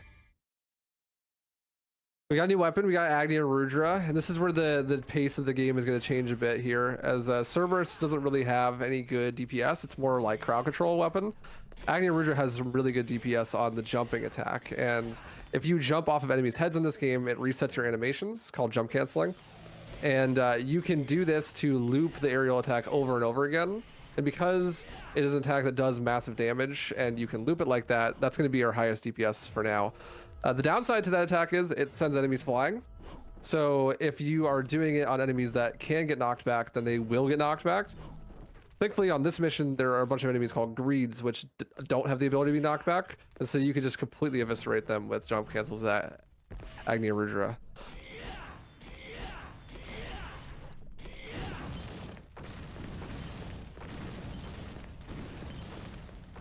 See, jump cancels are where this game kind of lost me. I could never get good at them. I do the Beowulf ones, not the Agni Rudra ones. Yeah, that's the hard part about like the jump cancel and switch cancel tech is that every weapon combination has different timings. So you like don't just have to learn one timing, you have to learn like 5 timings. And it makes it much more difficult. Agni Rudra also has a much faster cadence to how you do the jump cancels than something like Beowulf, because the attack is really fast. Really, really good jump cancels there, doing work. Those greeds will spawn in extra enemies if you let them stay alive for too long, and that's not going to happen this run, I don't think. I noticed he didn't get the orb cache on the Yeah, I was just about to say. post. He doesn't need it because he's going to do doppel strats, so he doesn't need as much orbs, and he got the orb war on mission 3. So that gave him a bunch of extra orbs. Like he did it to make up for the missing S rank, but the S rank only loses 2k, and you get about 10,000 from the orb wars usually. So he should be like totally fine for money. He can skip almost all the orb caches and orb wars for the rest of the game. That's the upside to doing the doppel route, is that you can skip like boss orbs, or you can skip orb caches and that kind of thing. And are we going to address how Dante was floating in the elevator? Star switcher thing. That's just a star switcher thing, I think. Well constructed game. Yeah, you need a mod to make it so that you can even use controllers on this PC game, and so one of the bugs of that mod is that during the scripted sections where Dante's being moved during a cutscene, he doesn't move because Dante does not care. The funnier one later on in the run. I personally find it funnier than the elevator. The gondola one, yeah. Yeah. Really, really good fight there. This is a super solid mission 7. He's got one more fight with the greeds, and there's gonna be a Vanguard, the mini boss from mission 3, or from mission 2 rather. Sorry. And then he's gonna go fight Vergil, and Vergil's gonna be blue guy again. No more Vante. Default settings.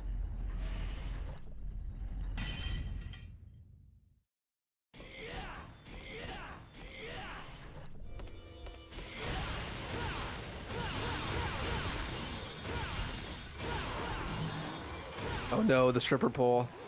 The greens can only be jump canceled on their body. You can't jump off the coffin. And so that means that the way that they turn, being random, can make it really hard. You have to like, go around them to be able to jump cancel them.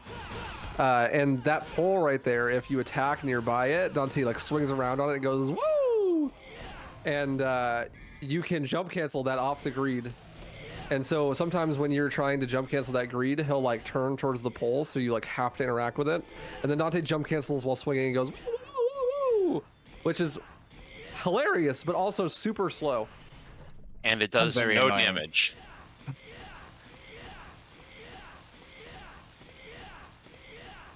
It's like a nice little casual playthrough Easter egg. You don't ever want to do it any other time. Yeah. Yeah. I think you could do that on one of the Swordmaster moves as well. With Rebellion. Oh yeah, Dance That's Macabre. Macabre, Yeah. that's okay. With the first Vergil fight, trying to mitigate the amount of attacks we're doing, but maximize the damage. Best way to do that is to jump cancel, and then he's doing these shotgun cancels in the middle while Vergil's recovering, and then building Royal Guard in the meantime. Fantastic fight, really good. fight, Oh, yeah. stylish! Oh, the finisher. Triple S finisher. Gaming has occurred. So he's been doing quite a bit of like little pause buffers. Is there like a big reason for that? He's trying to skip the cutscene. It's pausing too early for it. Okay. Yeah, pause is the same button to skip cutscene and also to pause the game. So when you're trying to skip the cutscenes really fast, you're often like anticipating them and then pressing, and he's just pressing too fast. Yeah, it's like kind of like a muscle memory thing as Yeah. well. And also, there's another instance where he'll be pausing that you might notice. Now he has Devil Trigger since he's in mission 8. He has these runes, and he's bought quite a lot of runes. With this route that we're doing now with Doppelganger, he's buying one less Devil Trigger, one less Purple Orb than he would normally, because he's going to have a little bit less money, and he's going to buy an extra purple on 9 instead. Every time you buy a Purple Orb, you get a DT refill, but that's not as useful in this game because at the beginning of every mission, you get a DT refill. So that makes it really niche to have sections where buying a Purple Orb would actually refill your DT and have that save time, because interacting with the shop in between in a mission is slow. But we will see that here once. And the other instance of pausing is he'll be using Devil Trigger Explosion, where he holds down the Devil Trigger button, and then it'll charge up the DT, and he'll eventually let that go, doing a big explosion, doing massive damage. But if you charge that up and you don't actually want to use it, you could pause the game and then let go, and then you'll not have it charged anymore. That's like the other instance that you'll see him pausing on. Is like if he muscle memories to charge DTE but doesn't actually want to, you pause the game and then let go, and you won't waste your Devil Trigger. Here's that Retina room. He's doing that strategy I was talking about earlier that guarantees you get this opening quickly. I recently learned, because of that strategy actually, that rolling through dead bodies builds style and DT. I had no idea. That's new. That's damn. Yeah, I did not know that. You know, when you said that in your record, I actually had to like backtrack about 10 seconds to watch you do it. I was like, wow, that's neat. Yeah, I didn't know that at all. I think C. Mateus had like factored that into that strat for that room, and I didn't even know because I was doing the strat without the roll, and it wasn't working. And I was like really confused as to why. We're just rolling regardless, because I knew it increased the style, but I didn't know it increased the DT as well. Yeah, I think it has to do with proximity of enemies. Like if you're close to enemies, it'll build DT. Oh, I see. Kind of like jump canceling does. So here we have Leviathan. I think someone here could talk about. Oh yeah. So what he's doing here is called Vanhart. You hit the right side, sorry, which would usually take all the DT. So once you take the right side out, it'll open up the middle. No. And what a save! Oh, what a save! Yeah. So while taking out the right side, he'll build up DT, and once the middle opens up, he'll run to the middle, Devil Trigger Explode, and then un-DT, so he can build back the DT while switch cancelling. And while he's switch cancelling, the goobers from that stage will attack him, and he'll gold release to build back that DTE, and then once it charges up back to like 4 to 6 stocks, he'll explode again, and then kill that Leviathan. Yeah, And that's a pretty new strategy. Banhart here came up with it. Really cool. That works in a very similar way to like the way the rolling function does. I didn't know this for a long time, and it's super useful now. But the way that DT is built in Devil May Cry 3 is literally 1-to-1 with damage dealt. So if you do damage, you get 1-to-1 that damage as DT. And so if you do a gold release, for example, that does massive damage. It's like one of the most damaging things you could do in the game. That can instantly give you like 4 or 5 stocks of Devil Trigger, which is how you're able to build the DT back so fast that you can do another explosion twice in the same fight. So is the strat, because we have one less DT rune, is it like way harder now? It's a little bit harder. It's not so much harder though. This is a zip, another zip. This is just like mission 4, except for this one is random because this Enigma has to hit you, and his aim is complete dog shit. So we're aiming across the gap here at the other Enigmas and standing at a certain spot of the stairs so that when we get a gold release, it'll make a zip and we'll go across. Yeah. Nice job. There it is. That only saves like 20 seconds, so you probably actually broke even there. But really cool. Glad he showed it off. Yeah. Yeah, for the culture, exactly. Shame on anyone who doesn't do that. Let's see, Mateus.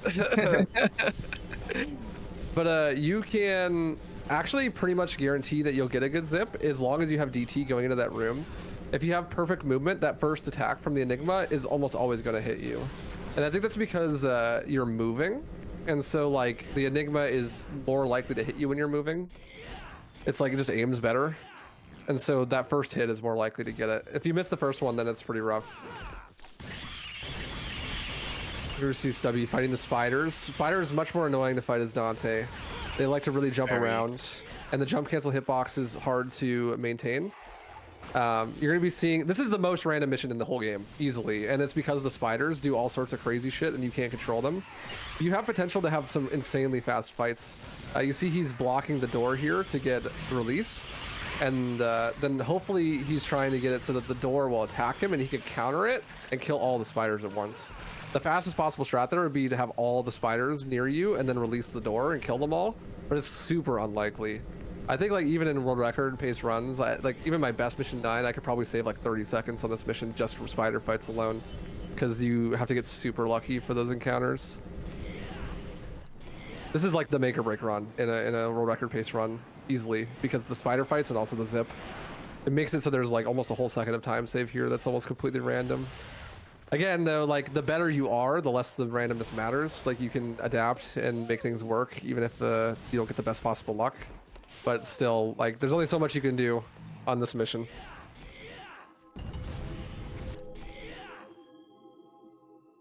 So running this game has actually made me like the spiders more.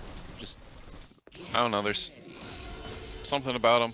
I used to hate them. I kind of like them now, though. They're fun to fight if you use Royal Guard. I feel like that's probably what it is. Like, because they often will, like, parry your attack and then immediately jump back at you. And if you're using other styles, there really isn't much you could do. Right, but if you're using Royal Guard, you could turn that into an opportunity to do more damage. We're getting a 2-cycle fight here, hopefully, on Nevin. See Dante taking every opportunity to parry every single attack that shows up, whether it's a floor or a spin move from Nevin, so that you can build up that double trigger and also that release. You have to have really good combat there to be able to get a 2-cycle, so good job from Stubby. Also, you'll see that Nevin falls over when he attacks her, and that's because the first attack you do after she loses her shield dictates whether she falls over or not. If you do an attack that has a lot of stun, she'll fall over, so like a 5 or 6 stock DT or higher will cause her to fall over, or shooting her with the shotgun will cause her to fall over, or aerial cross with Agni Rudra. If you don't do that, then you get a lot less damage in, because she is vulnerable for less amount of time. So in order to get that 2-cycle, you pretty much have to knock her down and also have full DT and full release for both phases of the fight. One of the harder 2-cycles in the game, for sure. Yeah. I've only ever gotten it like once, I think. It's super hard because you get mad punished for missing any of your blocks. Like if you miss one, then like now you don't have any DT and also you don't have any guard, and now you're far away from her and she probably start doing different attacks. It's pretty scripted if you play it perfectly, but if you make any mistakes, then it's an adaptation time.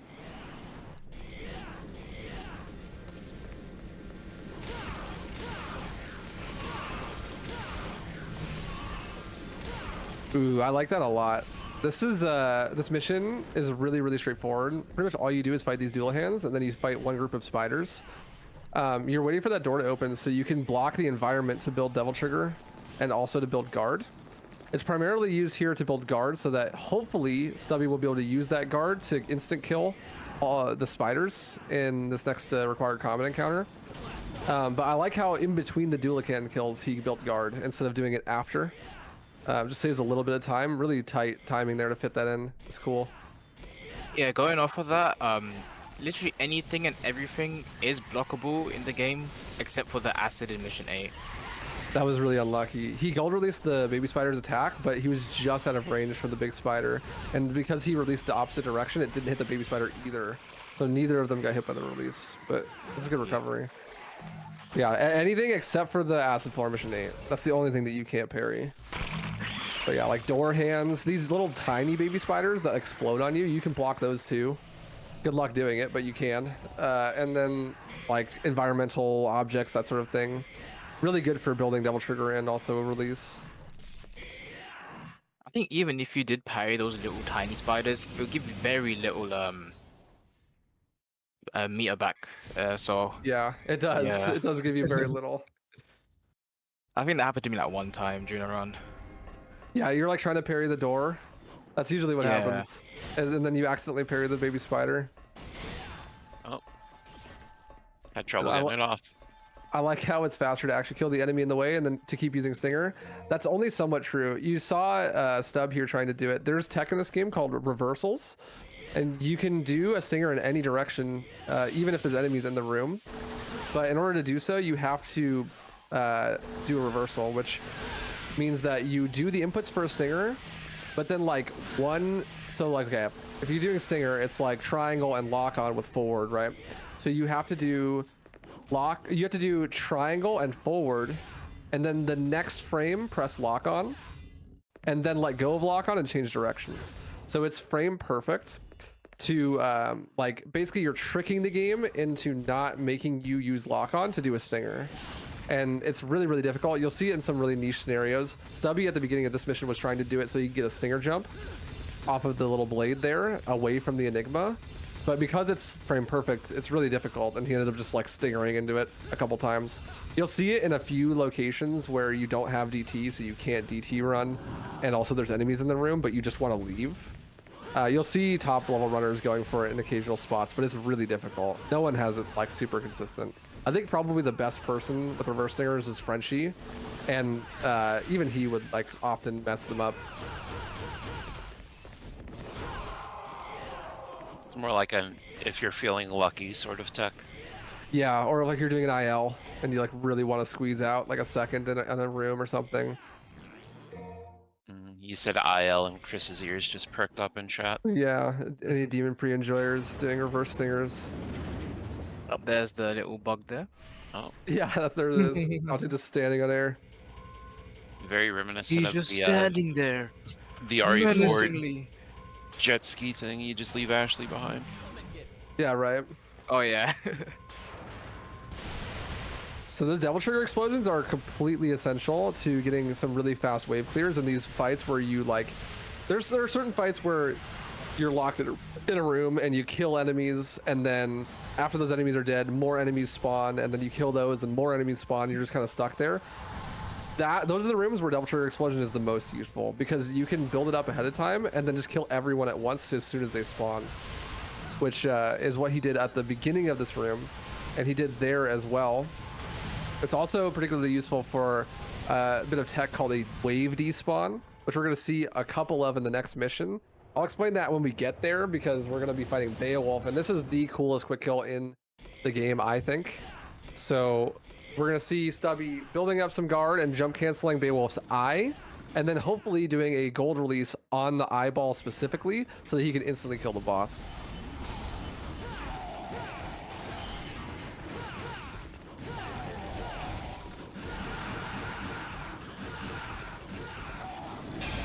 Oh, beautiful. Massive damage. Yeah, he missed a couple of the jump cancels, so he didn't get the perfect quick kill, but he did hit the release for the massive damage. That was a really, really good fight.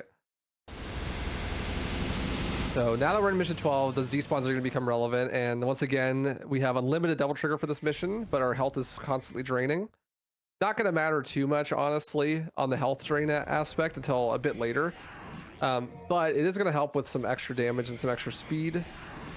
So like I said, there's rooms where you have waves of enemies that come in, but you can trick the game into skipping some of those waves of enemies by killing all of the enemies in the previous wave at certain times. So what we're going to see Stub try to do here is he's going to kill these first 3 enemies, and then he's going to kill one. Oh, actually, he's doing the faster one. Okay. So he's going to kill those 3 enemies and then set up here and try to build release so that when this Enigma starts to go off screen, he kills these 2 enemies. And that causes a wave skip. So there's supposed to be a bunch of lusts that spawn there and another wrath, like the big explodey dude. But because he did that at the right time, the game gets confused and skips those extra spawns. He was supposed to do it there as well with the 2 sloths while that Enigma goes off the screen, but he missed it, so he got those extra spawns. The despawns here save like 10 seconds each, but are really difficult. I think mission 12 is the hardest mission in the run, as Dante personally, because of those despawns and also the boss fight later in the level. That was really cool. I like that new the newer despawn. I was expecting a different one for the first wave. I feel like the first despawn is usually pretty consistent, especially if you're going for the slightly slower version. It's just the second one, me personally, I have a lot of trouble doing. Yeah, so Stubby used his release for the first one, which made the second one a lot harder. I personally use a release for the second one, which I think makes that one a lot easier. But I also didn't do this faster version of the first despawn that Stubby did. I always forget the despawns work on HDC. I for some reason always think they're OG exclusive. Yeah, they're both. Like it gets confusing because there's two different types of despawns. Like what we just saw is a wave despawn where he despawns a whole wave of enemies. And then there's also a glitch that happens on the OG PC port, which most of the high level runners play on, where enemies can just completely disappear. And that's also called the despawn. It's just bad naming conventions. The one where they just disappear happens completely randomly and has nothing to do with like when you kill enemies. But also only happens on OG PC port. It doesn't happen on HD Collection.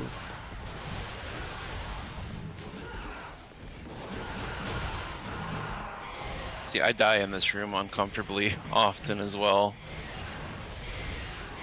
It's tricky. The camera is not very friendly here. You have almost no health coming in here. And then you have a Vanguard that just goes crazy when you aren't good. Yeah, it's scary. That's why you focus the Vanguard first and hit the JCs on it to try to kill it. But if you don't have super good JCs, then you'll probably run out of health first. Yeah. You can't parry the DOT, unfortunately. Yeah. Here we go. The horse fight. You might remember this boss from Dark Souls 2. I think one of the most difficult bosses in the game. We're going to be seeing the Frenchie strat here, I believe. The first phase, we're just trying to get through as fast as possible, get to a damage threshold. In the second phase, Stubby's going to be looking to release both the carriage and the horse. Oh, Lord. That was a little scary. Yeah. He got stuck on the horse, so he wasn't able to stun lock it here. This is why this fight could be really scary. It's going to be really hard for him to adapt this, because he was hoping to stun it and then have the horse do a carriage spin, which would allow him to parry and then counter for massive damage. But now the horse is going to run straight at him and he has to stop it by hitting it in the face. And then every time after he does damage, it's going to teleport away, which is going to make it really hard to do this quickly. Oh no. Unlucky. That's super rough. That's a super, super rough boss to die on. Not only because Why was like it's Toxic up as slow. well? Yeah, goddamn, that sucks. But like, the boss is gonna be harder now because earlier I mentioned the damage or the difficulty adjustment that this game does on some of the bosses, where like on Agni Ridge it makes them easier, right? It's supposed to make this boss easier as well, but it does so by making the boss not do the carriage spin, which actually makes the boss way easier. The carriage spin makes the boss way easier. So the fact that now that he's died, it's not gonna do that makes this boss insanely difficult. So this is going to be interesting. He's going to have to do some OG strats where he's not going to be able to do that release or not to stun lock the boss.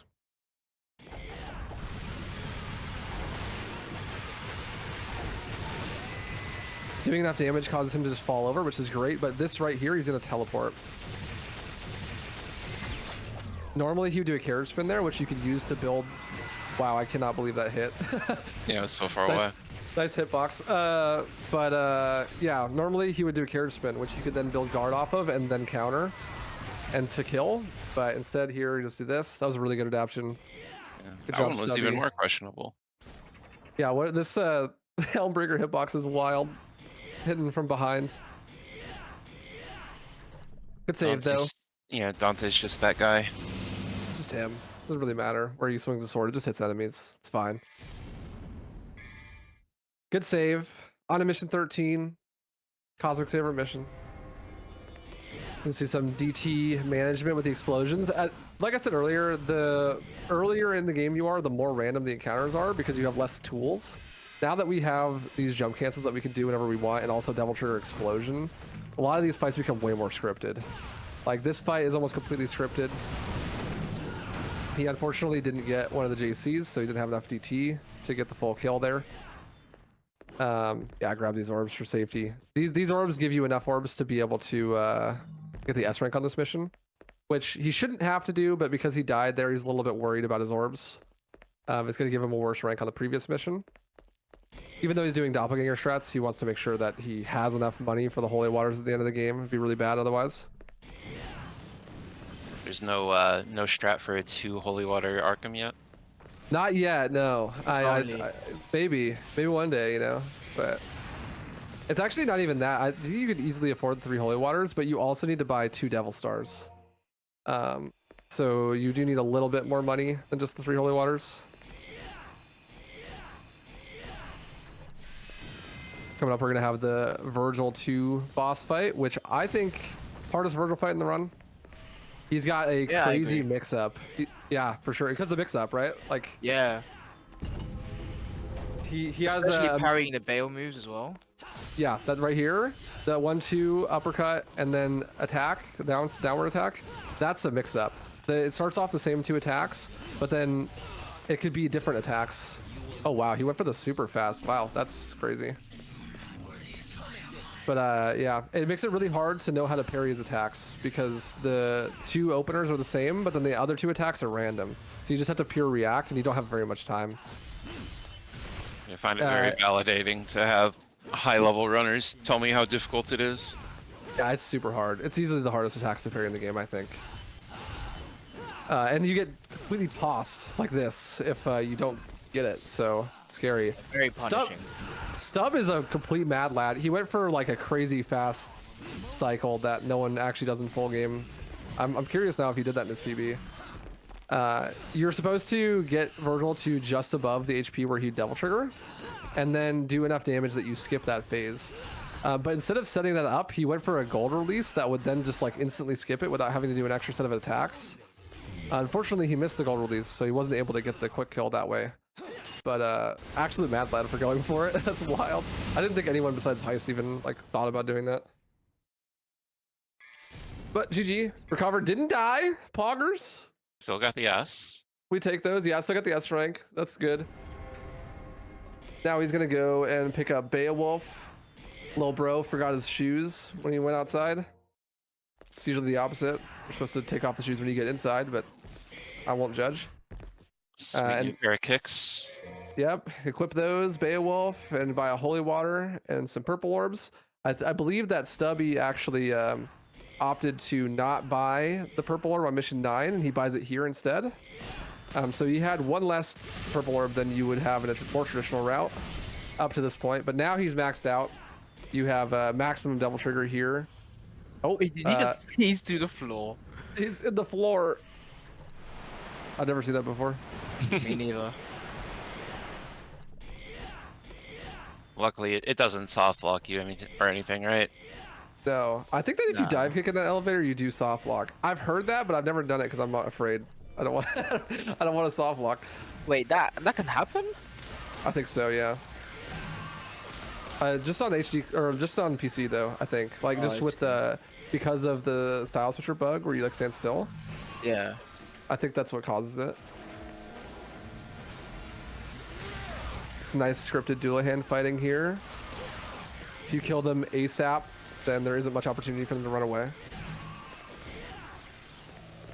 Stub did do that Vergil 2 strat in his PB. Actual Giga Chad. That's crazy. It doesn't even save that much time, but it's way harder, I feel. Well, you It's really find that with the MC3 runners, they're all certified gamers. They don't run this game unless they're really confident in themselves. That's how I feel. I think you just build up that confidence over time, honestly, just by playing more. It takes a long time. A lot of these runners that are like on the higher end of the leaderboard have been playing for a long time. Yeah. You wouldn't know it because they don't stream Stubby badge, but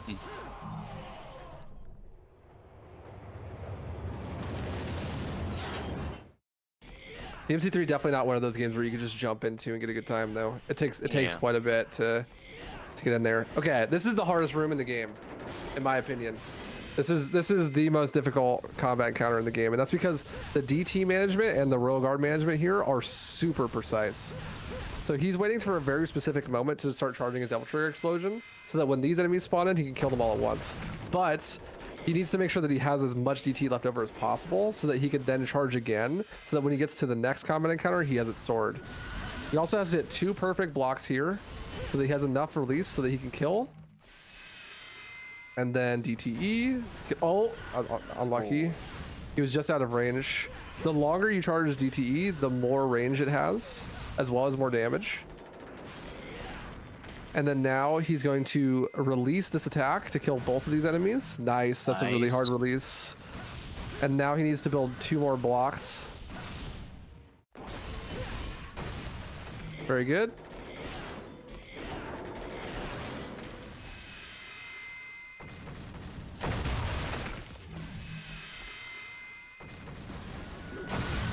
Nice. Nice. That was sick. Gaming is occurring. What a mad lad. Because that was really hard because the hitbox on that horse attack is actually really small, but you have to hit the horse that's doing the attack and the bishop on the side that's pretty far away, and also the other horse on the side. And killing all 3 of those with that release at the same time is super difficult. Getting those instant wave clears like that saves so much time though, because you could just instantly leave the room.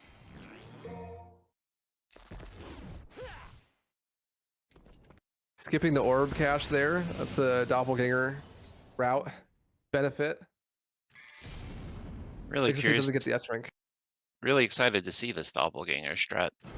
Yeah, it Same. should be cool. Hopefully it doesn't choke it. That'd be embarrassing. So Fallen, one of the most annoying enemies in the game. Really, really, really difficult to do well. But I have faith in Stubby here. I think he's gonna get it. Yeah, he's got using the door to really farm the DT and the release here. A little bit suboptimal. Dude flew away. That's a bit unlucky, but really, really good fight. It seems pretty random, but that fight is mostly scripted as long as you do your movement the exact same way. There's some really weird door tech that happens where like the door will attack you, right? And you can block to build guard, but it only attacks you once. And then if you don't move, it won't attack you again. It takes like a really long time. So you have to like roll in front of the door and move back and forth to keep baiting it into attacking you fast enough so that you can actually use the guard to kill the second Fallen. So this is mission 15. We're going to be doing that 2-1-2-2 to skip that extra spider room and setting up for Death Warp later.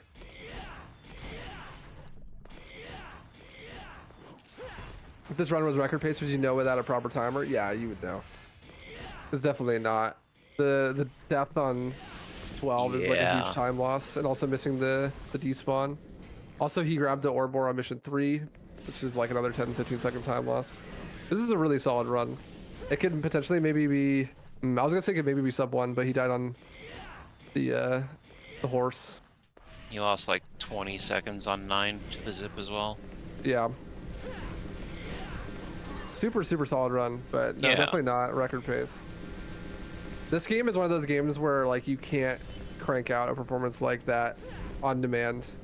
Like you can get like a sub 105, you know, that kind of time, but getting anything lower than that would require, it requires a lot of luck, but also like an insane amount of execution across the run.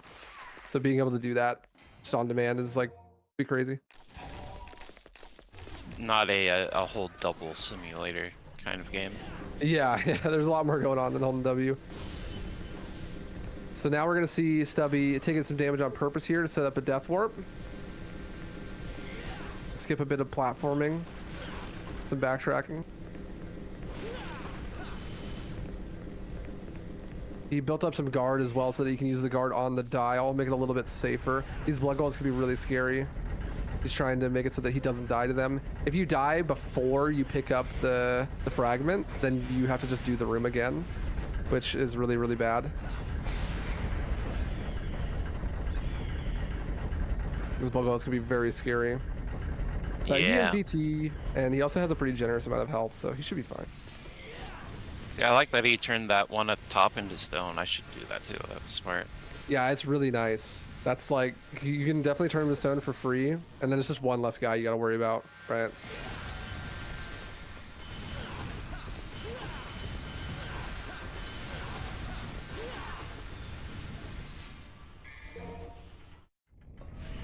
That's the moment where you find out if you've been playing on yellow the whole time. Or in this case, we already knew, luckily, because of mission 12. Yay. Yeah, right. Yeah, true. I think I've done it once before, where I just like reset so fast and I misinputted in the menu at the beginning, and then I got there and I died, and it sent me back to the beginning of the mission, and I was like, oh, I guess I was playing on yellow. Were you on pace though? No, it was just a whatever run. Okay. Well, at Thankfully. least, yeah, at least Yeah. it can be funny and not a tragedy.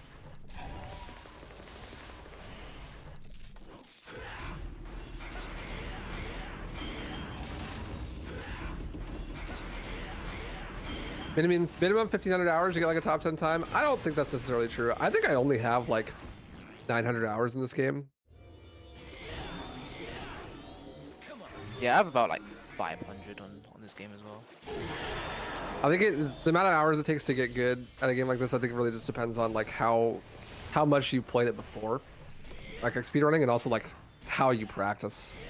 Like if you just do like runs and just reset all day, then it's gonna take a long time to get better. But if you like sit there and like play like individual missions over and over again, like practice the strats a lot, and do no resets, then you get way better, like way faster.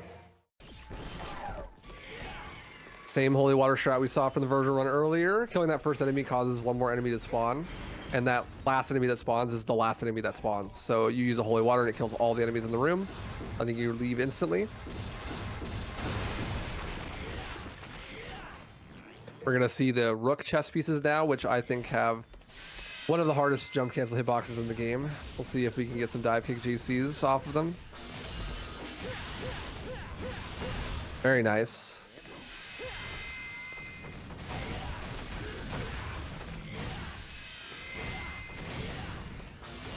He has to build release for the lady boss fight at the end of this mission here. So he wants to leave this room with full release if possible.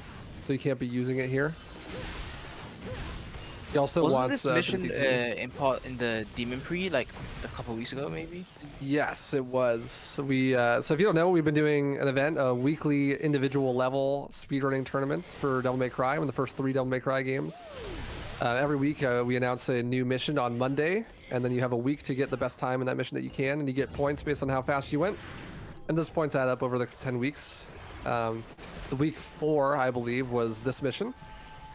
And we had Chris, got a 2:15, but Stubby had the fastest time for the majority of the week, actually. Until like right at the very end. See, we just need to put like a little asterisk on everything. We like, oh, this was the fastest time except for Chris's. Yeah, basically, at this point, yes. That's the column gold sheet on the wiki is like the best time that isn't done by Chris. Did that week lead to any new strats for this mission though? Yeah, none of which that I think that you're gonna see in this run. But actually no. I did see This Lona strat- lab this with right this here. fight, yeah. Yeah, this is so instead of doing a 3 cycle, you get a faster 2 cycle here by doing a straight and then shooting Ebony and Ivory at Lady. Nice. That causes her to like always let you attack her again. Instead of running away and then letting her attack and then attacking her again and doing that twice, you can now get like a consistent 2 cycle, which is really cool.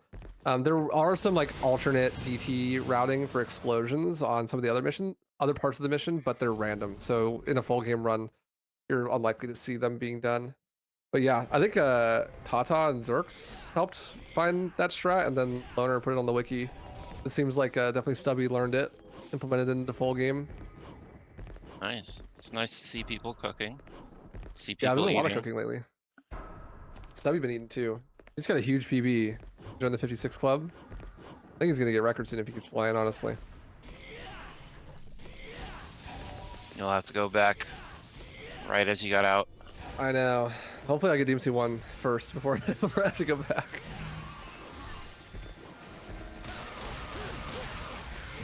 Another highly scripted Doulahan fight.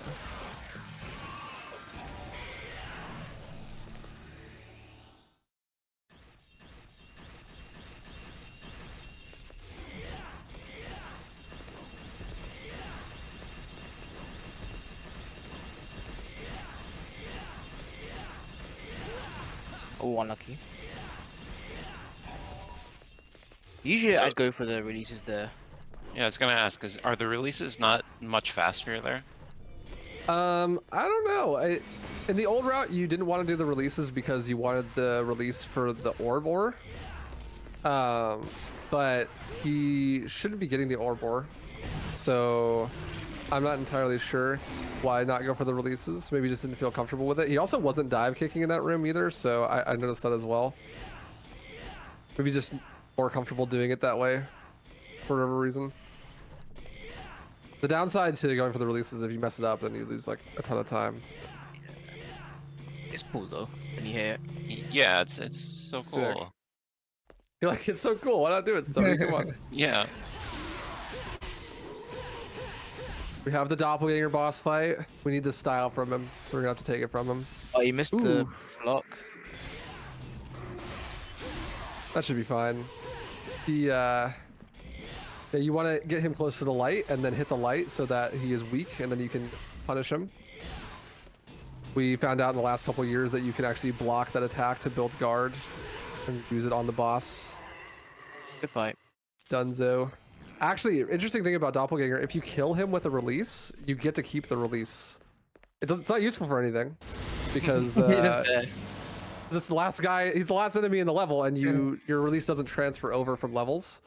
But it does keep the release, which is interesting. Yeah, interesting, but Time to cook.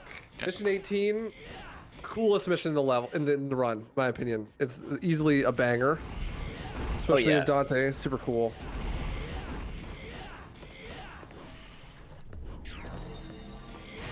Using that holy water to activate the king so that you can do damage to him, and then hopefully getting a nice quick kill on the king. Nice.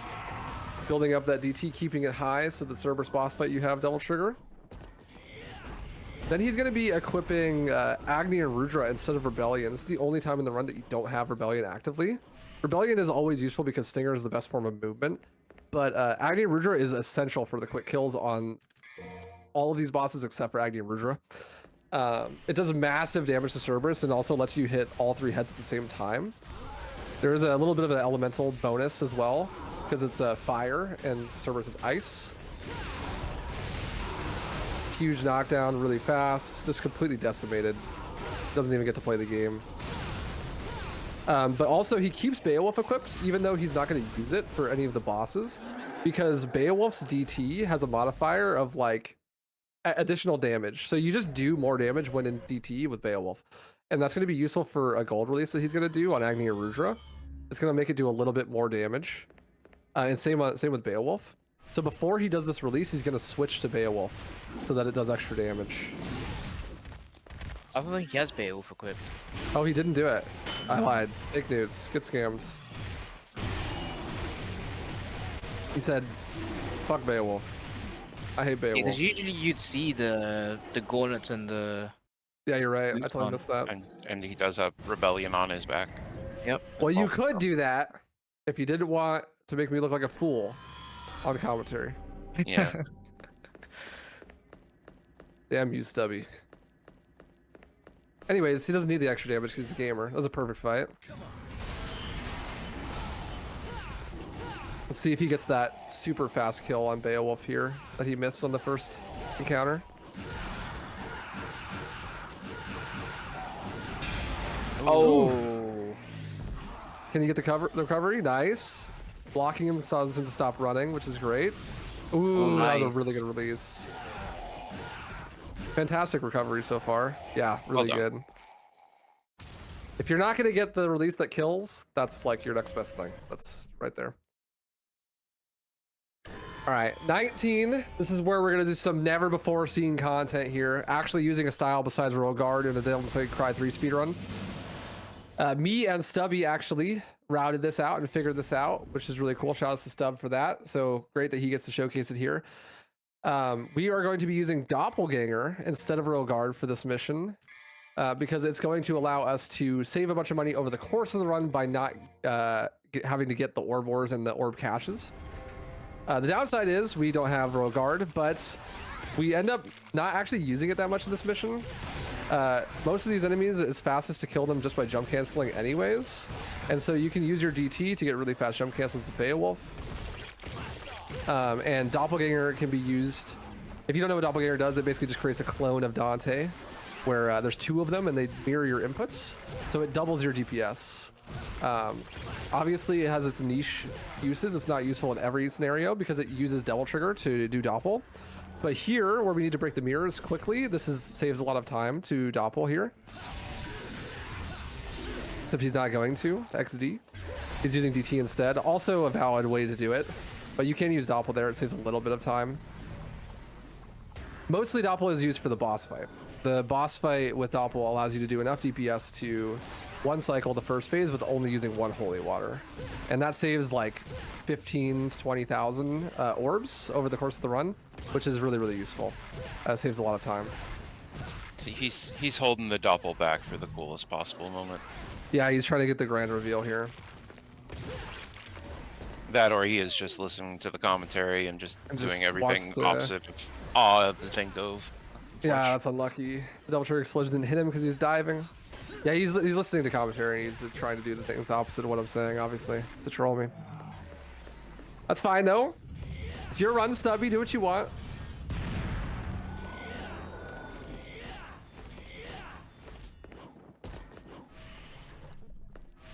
But yeah, the Arkham boss fight, he will dive under the ground and you won't be able to hit him until you kill all of the dolphins and he comes back up, which is insanely slow. We're going to be skipping that by using a holy water and doing some very precise combat with Doppelganger. Doppelganger's additional DPS allows us to do enough damage to get that kill. This previously was not known to be possible consistently because the boss would die after a certain number of attacks, but it's found that if you let him do this attack and let him stand far enough away from him, then it's fine. That's a little scary that the crazy combo happens, but yeah, so backing up from him like that and waiting for a second allows him to do an additional attack, which keeps him up long enough that you can get the one cycle there by only using one holy water. This is marginally slower than using 4 holy waters for the fight, but it does save time over the course of the run because you collect less orbs. Nice fight. Really good showcase of that strat. Yeah. Oh, and we got a nice new backdrop. Mission clear screen. Final fight. We had just crossed over an hour in real time. This is a really solid run here. Gonna switch back to Royal Guard for Vergil, of course. See if he can punish Vergil with his own medicine. The dive kicks to the face. We just watched about 50 minutes of dive kicks to the face, and here we are once again, coming full circle. Vergil back where he belongs. Under Dante's shoe. Ooh.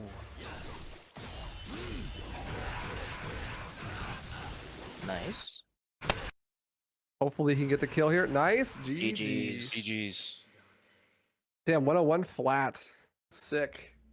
101 real time is really, really good. GG's. I wonder if Stub was running splits. GG. Great showcase. That was awesome. Hell yeah. Oh, let me undeafen him as well. There he is. What's GG, up, Stub. Stubby? Yeah, GG's. GG's, man. GG's. Good shit. What a mess. Classic speedrunner fashion. Yeah, right. Everyone's like, damn, that was sick. You're like, that was dog Good shit. shit. That's me. That's me every time. Yep. Me every time I PB. It's only really the horse that really. Yeah. The Yeah. horse was Yeah. rough. Horse is just horse. I slightly didn't just go horse, enough yeah. to the left, so he pushed me forward with him. So then he, jumped Yeah, out. it'd be like that. But It'd hey, be like Yeah. 101 I mean, real great time. job, Did you run though, man. splits? Yeah, it's a 59, by the way. 59, sick. 17. Hell yeah. GG, dude. Mode. That's huge. GG. Yeah. Good With job again. Doppel, too. You got With anything Doppel. you want to say Yeah. or? I think that's about it. Yeah. Happy anniversary, Devil May Cry 3. 20. Hell yeah. Thanks for showing up. Yeah, thanks for doing the run. this, You did a man. great job. Appreciate it. Yep, for sure. GG. All right, so we will get the third and final run of the day set up. Once again, thanks Stub for showing up and doing this. This category fucking rules. And we're gonna get XirZs on here doing Dante Collect All, Kill Everything, or Dante C.A.K.E here in a moment. So don't go anywhere, and I guess we'll listen to some more Limp Bizkit or something in the meantime. So see y'all then. Welcome back to the 20th anniversary celebration of Devil May Cry 3 Dante's Awakening here on DMC Speedruns. As you can see, I have updated the image of Dante appropriately on the layout here to now have a piece of strawberry cake on his head. So we are doing Dante C.A.K.E, which is Dante collect all, kill everything. Basically all collectibles, all bosses, ACAB Dante. So we got XirZs here to do the run. What's up, XirZs? How you doing, man? Good, just the rusting, just one run. I'm Very really nice. rusty. I'm gonna fuck it up. You'll be all right, man. We're all here to have a good time. So, I'll count you down, and as usual, chat, if you want to say Devil May Cry with me, that would be awesome. But we'll do the 3, 2, 1 Devil May Cry and then get into it. You ready, man? Yep, let me. All right, hold on. Actually, I do you're not ready. have. Do I have game audio? Do some more thing real quick. I don't know if I have game audio. Oh, there we go. Okay, we're just a little low, but it's cool. All right, man. So in 3, 2, 1, Devil May Cry. Devil May Cry. Devil May Cry. Did you want me to deafen you? I forgot to ask. No, don't worry. All right, awesome, cool. Take it away, everybody. Yeah, live commentary from XirZs. Yeah, Yep. so this is collect all, kill everything. As Cosmic said, that means all collectibles and all bosses. So that means we're doing all of the secret missions in this game, collecting all of the blue orb fragments that are scattered around through it, and also doing both the additional Jester fights and all of the bosses on Mission 18. So we will see pretty much the whole breadth of what the game has to offer here on this run with XirZs. Same stuff applies from the previous run about Royal Guard and all that cool stuff, but you'll just get to see a little bit of extra things here. Also, we'll be seeing combat adjudicators. Talk more about those when we get to them. But XirZs is just getting a bit camera shy. He's having trouble with his releases. It's okay. 1 in 5 men have trouble releasing. Oh, never mind. You're not him. You're not 1 in 5. I mean, everyone gets there eventually. I think. Green orb. Green orb. Yeah. The green orb actually is random when you get it. You obviously, the game tries not to drop green orbs unless you have health missing. So it's random where you get it. I think the latest I've ever seen anyone get a green orb is on mission 12. Because the first time you get this pop-up, right? So it's not really a time loss to get it in any one spot. It just moves around to where the time save is. Yeah, fiery rated DMC speedruns. Accelerate fiery. Okay, didn't crash, thank God. That release, Stubby intentionally did not do that release because he was afraid of the game crashing. And so that release there, because of the way that wave despawns work, can like bug out, and if you kill too many enemies with that release on that timing, the game could just crash. It's like a 50-50 chance to crash. Thankfully, didn't crash there. That's huge. Stubby also didn't get that crash because he didn't even go for that release. Somehow Vergil run from Mo earlier got that crash for some reason. That's interesting. I've never seen that, but you know. Nice Just fire a GG. well-built game. Yeah. I wonder if, I don't know if that crash happens on HD Collection or if that's only an OG port thing. Well, with my limited experience, I don't think I've ever had DMC3 crash. But also, I have very, very limited experience, so. Yeah, that's fair. Good, mission 2. We did get an A rank on mission 1, so not gonna be able to afford Yeah. Stinger. That's all good though. Sometimes if you do like really well on mission 2, you could still afford Stinger 2, even if you A rank, but I don't think we have that here. I think Looks it is like a we little- walking. It's a little interesting. We're celebrating the OG release by playing only the 06 port today. Yeah, true. No actual Dante Awakening runs here today. Yeah, do you want to see the run without turbo mode and on hard? Oh, I mean, hell I yeah. guess. Yeah, that's what we want. SEMA recently added a category for that on an emulator. It's like emulator Dante's Awakening. That's the elusive 4th run. Cosmic is your Japanese PS2 DMC3. Yeah, we need the 50,000 donation incentive for that, though. We can't just give that out for free. Oh, nice release. Huge. For the most part, this run is almost identical to any percent in most of the room's combat clears. You will see a little bit of a difference because you do have to fight all the bosses, which means no skipping Gigapede. You can still do Giga Zip, but then you go into the arena backwards and then fight them from the wrong direction. Hopefully we'll get to see that. It's a bit harder to do because you have to collect a blur fragment that's in the room that you do Giga Zip in. We'll see. Hopefully, I think XirZs will definitely try it. We'll see if he'll get it. Yeah, I'm we gonna do try. have permission from Cosmic to style switch or reset the room. Yeah, to you can room retry it. reset until you get it if you want. Well, if I think you like should. that idea. Yeah, I think you should. Here's the first secret mission. Oh, sick release.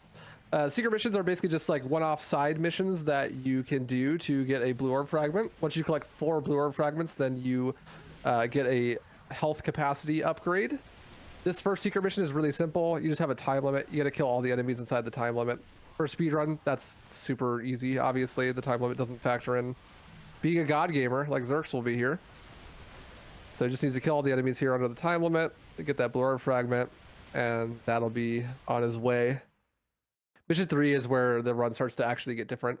There's a combat adjudicator as well that's coming up here soon, as well as just a blue orb fragment up here, and that secret mission. Combat adjudicators are basically just a tutorial that teach you how to vary your combos to build style. You're basically just gonna beat the shit out of the statue and get a high enough style rank that it will break, giving you a blue orb fragment. Just like that. The later into the game you go, the harder the style meters get, or the combat adjudicators get, and also they force you to use different weapons. You can only use one weapon per style, per combat adjudicator, and so that one you had to use Rebellion. Later you'll see ones that have to use Cerberus or have to use Nevin or Beowulf. So we'll have to be equipping specific weapons for that mission just so that we can do that, which will change up the combat a little bit. Once So again, on Cerberus, go ahead. We are doing some extra combat here, so we're definitely gonna hit Royal Guard level 3 in this one run, right? Yeah, we should. Yeah. Does that actually affect anything, hitting it a bit early? It makes it so that you accidentally use the back style on Royal Guard more often Alright, and lose cool. time. Pretty much. Yeah, so the style system in this game, you level up your styles by killing enemies. So you see that little progress meter. Oh, sick Ooh. fight. That was really good. Good shit, XirZs. So on the top by the rage meter, those shining balls, there's also that green bar. Once that green bar fills to the top, you'll get level 2 Royal Guard. Level 2 Royal Guard lets you jump and jump release and jump block, which is super useful as it allows you to buffer the frames of the block and the release to make it a lot easier. It also lets you store more meter so that you can release extra damage. But that is based on how many enemies you kill. And so in Cake, you don't skip Gigapede, so you'll get level 2 Royal Guard for mission 6. And also, because you kill all of the extra bosses on 18, you'll get level 3 Royal Guard on mission 18, instead of skipping it entirely, which you would in a normal any percent speed run. From what you have said, it actually probably saves time to just only ever get level 2. Yeah, it does, because you have the level up screen, right? And then that's slow. And also, like, yeah, you shouldn't be killing enough enemies to get level 3 at any percent.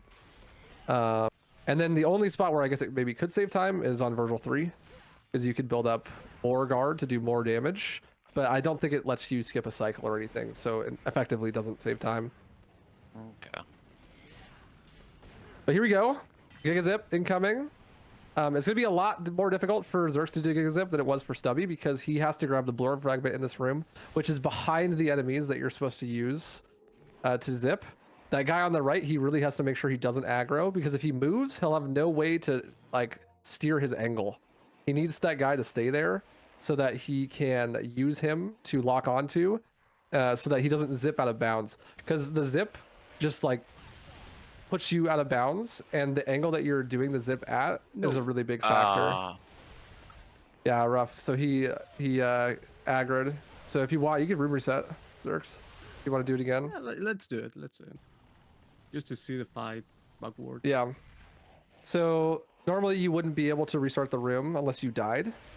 But since XirZs is using the style switcher mod to set up the controller, he is able to use a function to reset the room. Normally that's not allowed in speedruns, but because it's a showcase here, we want to show off the Gigapede boss fight if you do Gigazip. Because you can still fight the boss, but it looks very different. There you go. Nice. So instead of collecting the item here, he's going to be going into the boss arena. Because for the category, you have to fight the boss. It still saves time to do the zip, because you skip like 2 other combat encounters and some extra movement rooms. So I think it saves like a minute instead of 2. But then normally when you'd fight Gigapede, you have Rail Guard charged, and you can't have Rail Guard charged for this fight in Cake because you do a release to get here. So even if you had guards charged up, you would lose it when you did the zip, which makes this 2 cycle here a lot more difficult.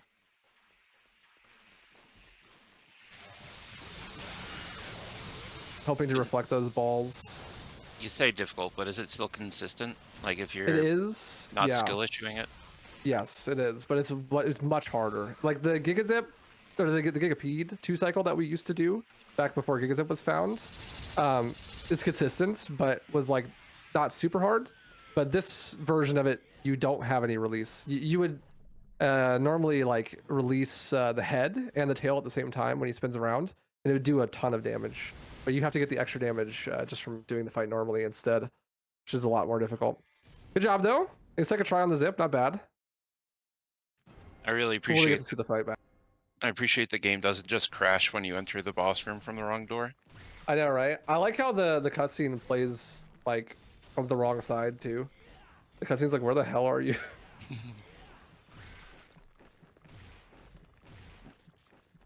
Okay. Please Come on, there we go. Yeah, doing the zip that way is much harder than doing the zip the way that Stubby was doing it, because you really have to make sure that you don't aggro that guy, and all the other enemies are in different spots than they normally are.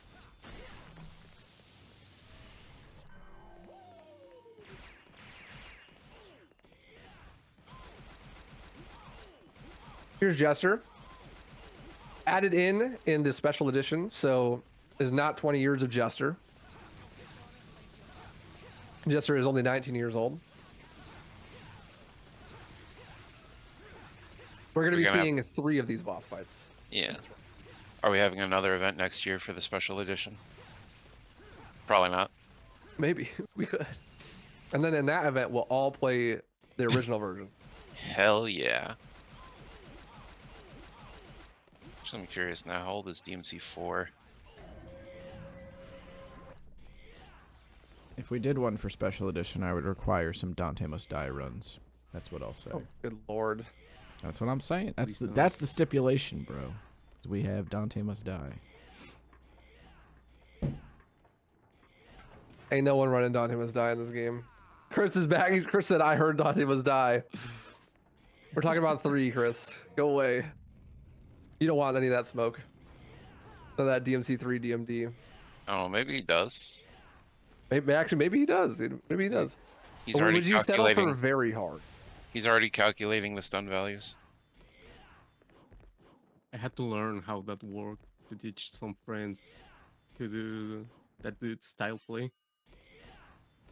I still have no idea how that shit works. It's weird.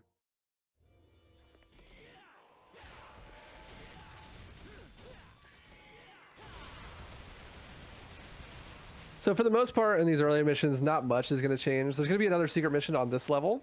One that people notoriously have a hard time with, but is really funny if you watch the speedrun for it.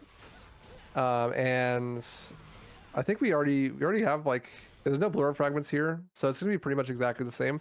I believe we're going to get Royal Guard level 2 before we fight Agni and Rudra, which is really nice because that means we can build up extra guard to do extra damage on that scripted release at the start of the fight.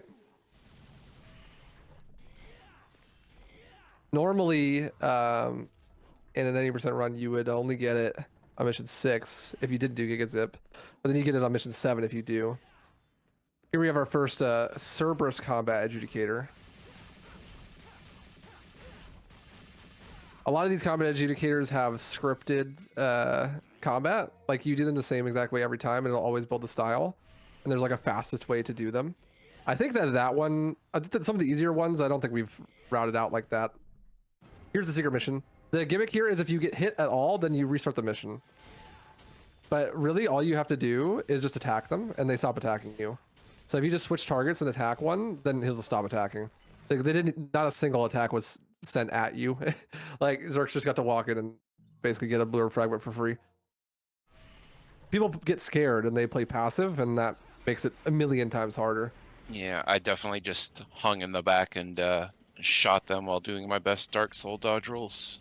Yeah, you can just walk up to them and punch them in the face and they won't even attack you.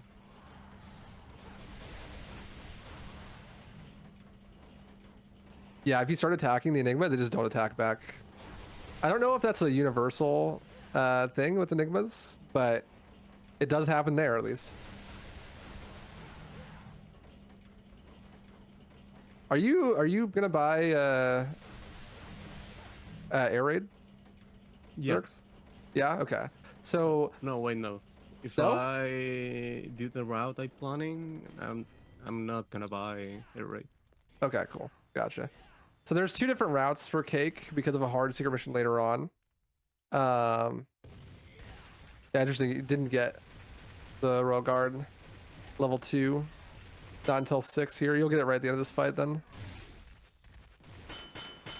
But there's a secret mission later on that is very difficult, and you can make it a lot easier by buying Air Raid, but Air Raid is 20,000 orbs, so it's a really, really big purchase. That would definitely change like which orb ores that he'd be getting and what ranks he's looking for. Maybe farm some orbs on some sections. Ooh, nice recovery. Nice, yes, very nice. That's why you don't want a gold release, because it almost fucked up his ability to sunlock them, right? Because he zipped through. Perfect way to save that is to Stinger, because the Stinger will hit the attack of the other enemy while hitting the first guy, and that'll cause the parry anyways, even though you aren't with them. So it's a perfect way to save it. Really good fight. Good job. Very nice. We were going to see a little bit, you would hope to see a little bit of extra bonus stuff in mission 6, because there is a weapon here that he needs to pick up. Part of Cake is that you have to collect all of the weapons as well. So that means Spiral and Artemis need to be collected. Artemis that you just saw on the tip of that thing that he just jumped on top of is a gun that is completely optional. If you do all 3 trials here, you can unlock that gun. But you also could just pick it up on mission 16 if you didn't pick it up here. And since doing that 3rd trial is really slow, it's better to just wait till 16 and pick it up then for free. It's a little sad. It is a little sad. It would be cool if you did it the other way around, but it's a lot like Nightmare Beta on DMC1 actually. The same sort of mechanic where you can pick it up earlier, but if you don't, then it just shows up later and it's faster to pick it up later. Yeah. What is the lore behind this category being named Cake? It is an acronym. It's collect all, kill everything. So all bosses and all collectibles. It's just a fun way to name it. I made up this category because I thought that an all collectibles category would be cool. And I also wanted a category where I fought all the bosses in mission 18. And so doing both kind of just works together, I think, because killing all the bosses in 18 gives you a blur fragment. And so, like, if you're going to get one, you may as well get all of them, right? And just a category to show off everything. Didn't you take the name from, like, Doom, I thought it was? It's a Ghost Runner speedrunning category. Ghost Runner. And in that game, you have to kill every single enemy, but it also tracks all the enemy kills. So it's, like, a little bit more viable. It's not, it's kind of a misnomer, because it's like you don't actually kill everything. There's, like, a lot of optional combat encounters and stuff that you just avoid, but to kill everything obviously is in reference to the bosses. Yeah. It just sounds nice. Yeah, it's a cool name. Clearly, we're still running past quite a few enemies in this game. Yeah. This is the 3rd secret mission, and one of the most notoriously annoying missions in the game. You're supposed to stay in the air for 20 consecutive seconds. And most people tell you to do a strategy where you just jump in a wall and hope that the enemies jump at you, which is okay, but that is random. This is the strategy that you do if you want to have a consistent but difficult secret mission. If you just jump at the wall, it's random that the enemies jump at you, and they could just decide that they're not going to. And if that happens, then the timer resets. But if you kill 3 out of the 4 enemies and then bait the enemy into walking in a circle, he'll never attack or jump. And so you can consistently just jump off his head over and over again. It's a lot harder, but it's consistent. The other strategy that people suggest that you do on like forums and shit is random. So for a speedrun, that's obviously not very good. It's really difficult, so good shit on XirZs for doing it first try. That was awesome. I had, Can't believe speedrunners want to, you know, out their I was RNG in the run. afraid. I got the canon event. I got the other time. 0.1 and losing the mission.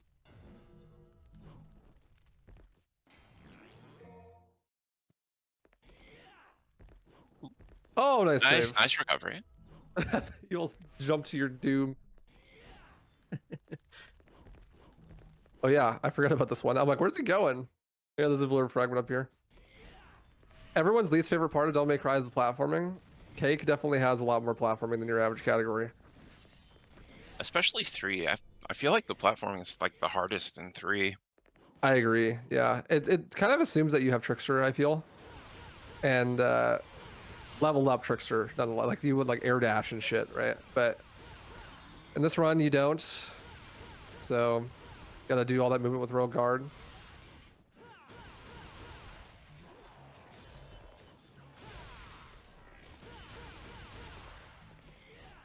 Sad. No twirly pole spins today. But there's still time. It's most likely on the third fight. Ooh, okay, so this is a triple S combat adjudicator, meaning that he needs to get a triple S rank with just Rebellion here in order to get the blue orb fragment. I believe that he has a scripted combo that he's doing here that is going to guarantee that he gets it as fast as possible. This shit is so hard if you don't know what you're doing. I like have destroyed my hands on this. And when I first routed Cake, I didn't know about a scripted combo for this. So I have lost many a run to just getting here and not being able to get a triple S. Same with the Beowulf one on 17, which is easily the hardest one in the game.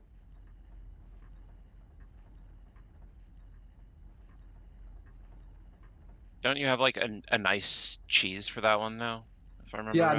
now there's like a scripted combo that you can do. For that one, you actually used to like grab Swordmaster and buy the uppercut move for Beowulf because it just makes it easier. You have more moves. But not anymore. I think well, Astenium came up with one in the past. And I think there's a better one now that Project Accent made. I know Accent came up with a couple of new ones, yeah. The Nevin one in particular. You're gonna see it on this run. I already learned it. Oh, awesome.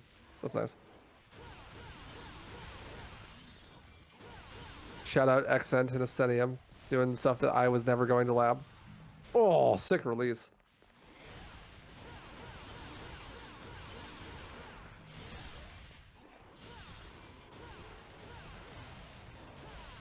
That was an accident. That release. No, just claim it. That was on purpose. You did it on purpose. Yeah, there are no accidents. Except for me. I was an accident. Dude. Well, sometimes accidents are good things, Dude, right? Yeah. Yeah.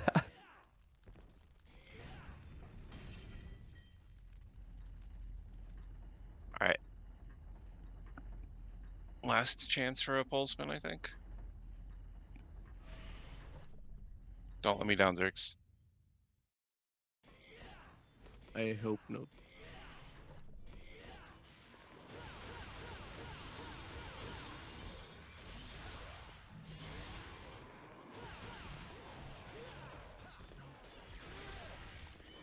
It's random when the greeds start to swing their coffins, and it's really brutal because if you don't kill them before they start swinging, then it can be really bad. You get knocked away, and then it's actually timed perfectly that if you instantly stinger back, you get hit by the next hit too. He's like punished for spamming. What is this Vanguard doing? She's up on the rocks. I think she's a margarita or something. First time I see it there. Yeah, I see that mission too. Sometimes she'll like teleport on top of the truck, the school bus. Yeah, she was after the high ground. Didn't work out for her. So here, XirZs built a guard on the Vanguard so that when he is doing this orb ore, he can use it to get extra damage. Because the more damage you do, the more orbs you get from the orb ore. You get a lot of extra, I think like 3,000 extra orbs by doing that release there. It helps especially in Cake because you do need more money for stuff. And on top of that, you have level 2 Royal Guard there, so you can get even more money than you would normally. In an 90% run, you would only have level 1 Royal Guard, and you would get level 2 after you kill the Vanguard, so you can't build it up there. Wow, sick Royal Guards.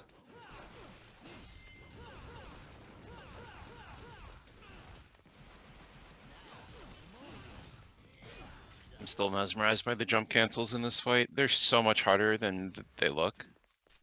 Yeah, the jump cancel is a more advanced strategy. Back in the day, we used to do like canceled rebellion swings, and that's way easier. The jump cancels are like a new thing that high level runners started doing in the last like 2 years, I think. Much harder. Vergil has a really small jump cancel hitbox, especially for Agni Rudra.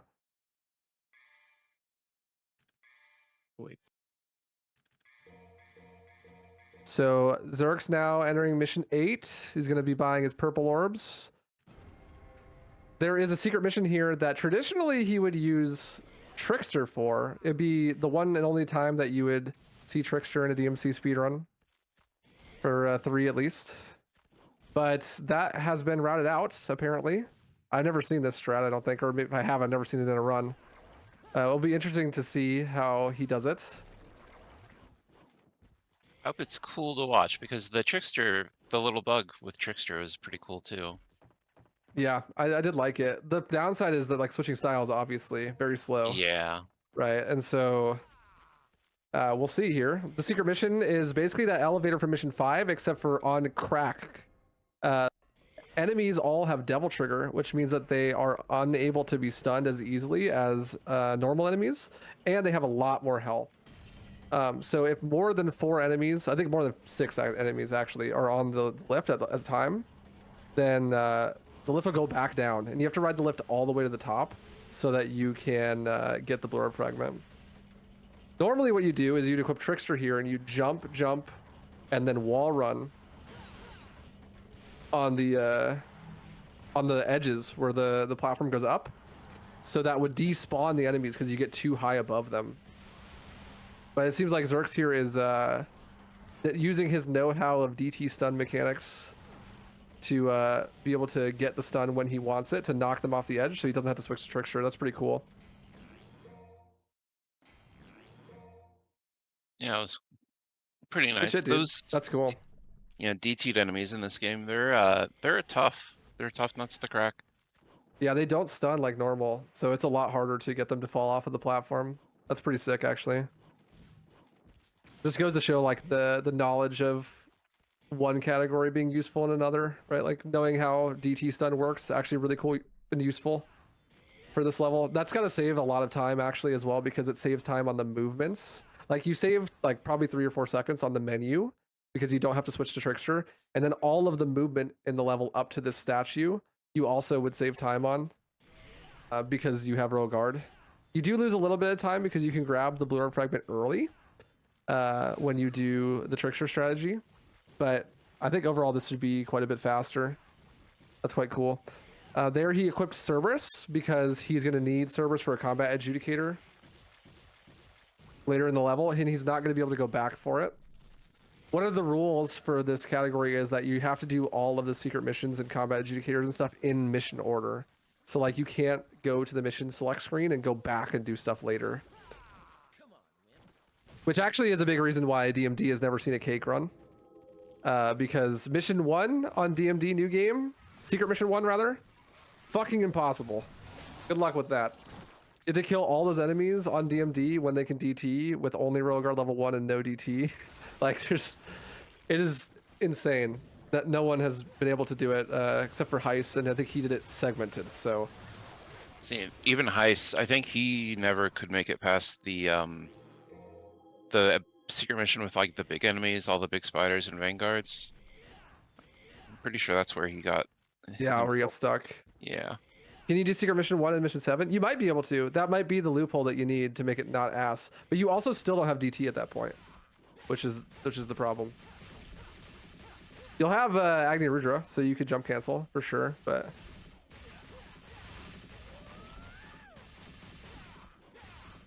Yeah, that might be enough. Yeah, level 2 royal guard as well. I'm curious if you could go back even later in the game and do it. I'm not sure.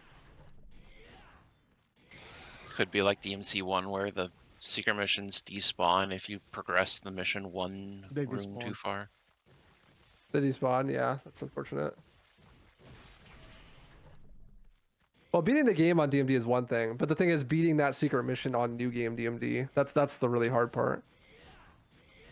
But the reason that that rule is in place, by the way, is so that you don't just do an any % run and then go back and do all the secret missions, because that would make the run like way more lame. Because I think it would probably be faster in a lot of instances just to do that. Yeah. It's like the whole idea of making the run was to see the run like live, full segment, single Yeah, segment. exactly. So it kind of defeats the purpose if you just like do any % and then go back and do everything.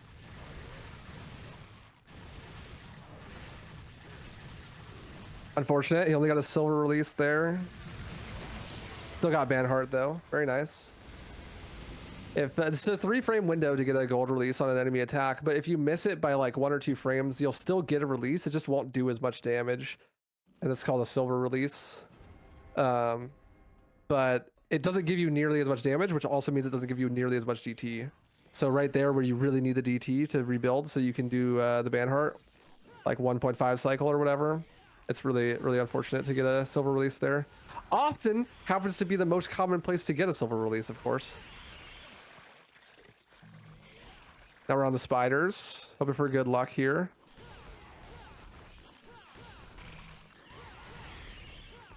Also want to try to leave this room with Devil Trigger if possible, because we're going to need it to get a blur fragment. And also, you want to have DT for the zip, so he's not going to use DT here. Just play it safe, build up to full.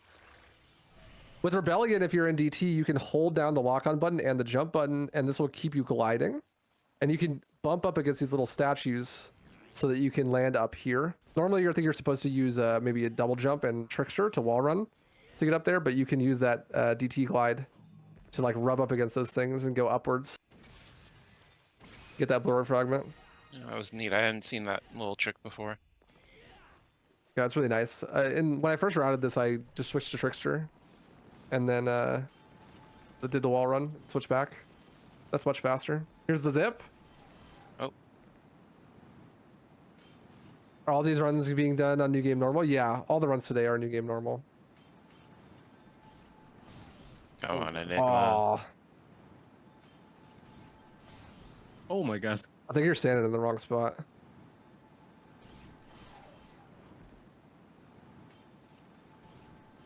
There you There go. we go. Nice. Yeah, that blur fragment is a lot of people's last one they get. It is really well hidden.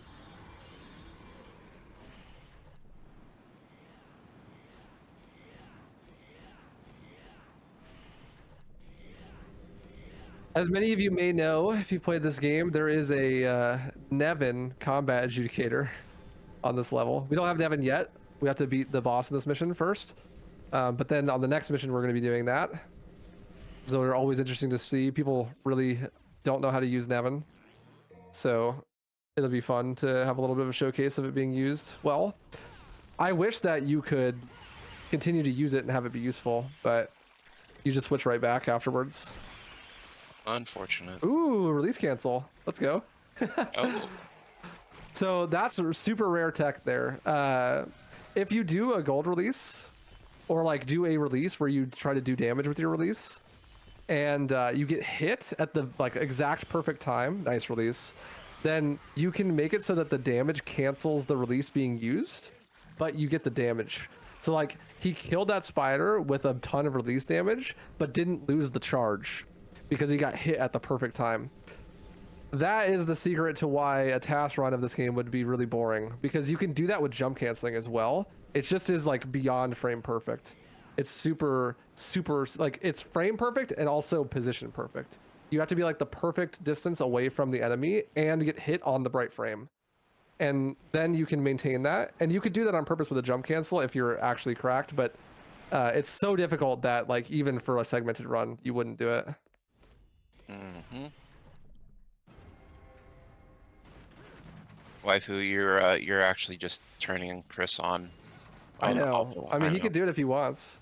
You also can cancel it with a holy water animation. That was like a thing that people were trying on Arkham. But yeah, we got Spiral. That's we only need one more weapon after that. We need Artemis, and then obviously the ones that you're required to get. The secret mission has you beat everything up. Do we use Spiral at all in this? I think Yeah. so. Yeah, yeah, we do on one of the later secret missions. I don't know. That's nice. That's cool. I really like actually using the bonus weapons that we pick up. Yeah, I wish there was more instances where you could. I've thought about doing this run on the freestyle version. I think that this run would benefit a lot more from freestyle than any percent would. Just because you're going to have everything. So there's like more instances of that. And you can use other styles for things without losing time. Right? Because you don't have to switch at the statue. If I ever buy it for the Switch, I'll definitely do a cake. Do you have a Switch? My girlfriend has a Switch. I could use it, I'm sure. Sure, I need a better capture card. Oh, right. Those pesky things. Yeah. Good first cycle. See, that floor lightning, that's what I could never block.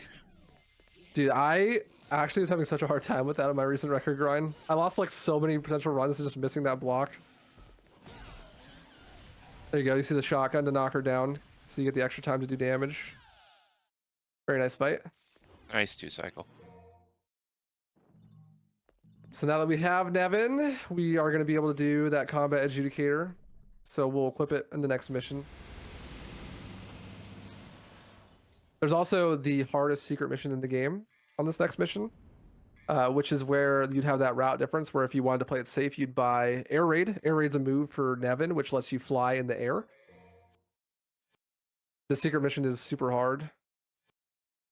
Oh yeah, that's right. We buy Air Hike as well in this run. 20,000. I totally forgot about that. That's so expensive in this game. Yeah, inflation go crazy. Air And there's raid extra won't- time if you shotgun or do a big enough devil trigger explosion or do aerial cross. Any attack that causes knockdown normally knocks down Nevin.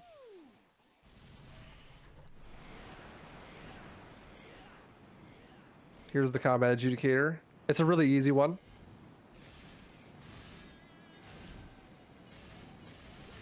Get to see the crazy combo. Let's go.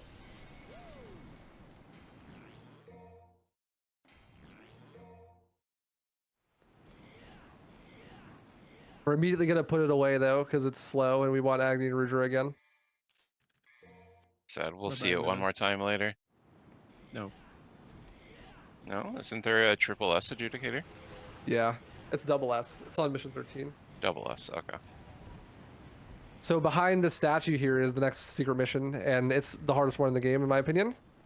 You have to collect all of these red orbs in a time limit, and they're flying in the air. So you're supposed to buy Air Raid for this with Nevin, but you can use Rebellion Glide here, but it's much harder. This is why we use need Air Hike. Oh, nice save. The timing here is actually really tight. It's hard to make the timing on this. If you miss any of these, then it's pretty much Jover. Really nice. Super good secret mission. See, I have That's quite difficult. very little idea about anything in this category, but Waifu said it was hard and XirZs made it look easy, so I assume he's gaming. Yeah, he's gaming. For sure, that was sick. It's also especially hard because that's the first time you get a white orb. The white orb causes that pop-up to happen, and that makes it a lot harder to keep the movement consistent at the start. So, like, a lot of the times I would drop it at the beginning and then have to, like, restart it just because the white orb pick up. Is there any like RNG chance to get a white orb earlier in the run and just Maybe, Be I lucky. don't know. I've never seen it happen, but I would just be like XirZs and not have to worry about messing it up if you get the white orb drop. But yeah, you need enough DT to be able to do that, and also you need really good movement. Otherwise, you're gonna drop it, and then, yeah, then you have to go farm DT again. It's like really slow. might as well just reset the run? Well, the nice thing is those white orbs respawn inside the secret mission, so you could just leave the secret mission and come back, and then refill your DT that way. It doesn't take very long, but it's slow. The upside to using air raid there would be that you don't gradually fall. When you use the Rebellion Glide, you do slowly fall all the time, and so that makes the timing a lot more tight.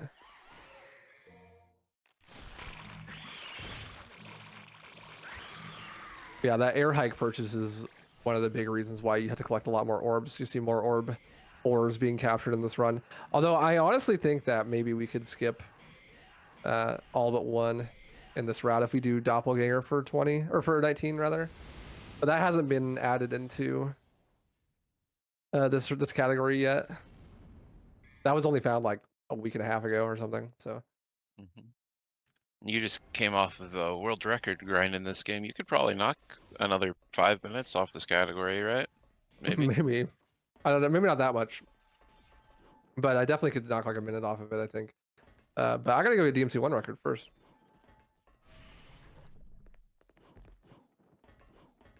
Ooh, that was a nice wall jump. I like that. I always forget about this one as well. I think one of my world records was not a world record because I missed this or this blue orb fragment. I remember skimming back through the VOD, like, dude, which one did I miss? I just ran past it.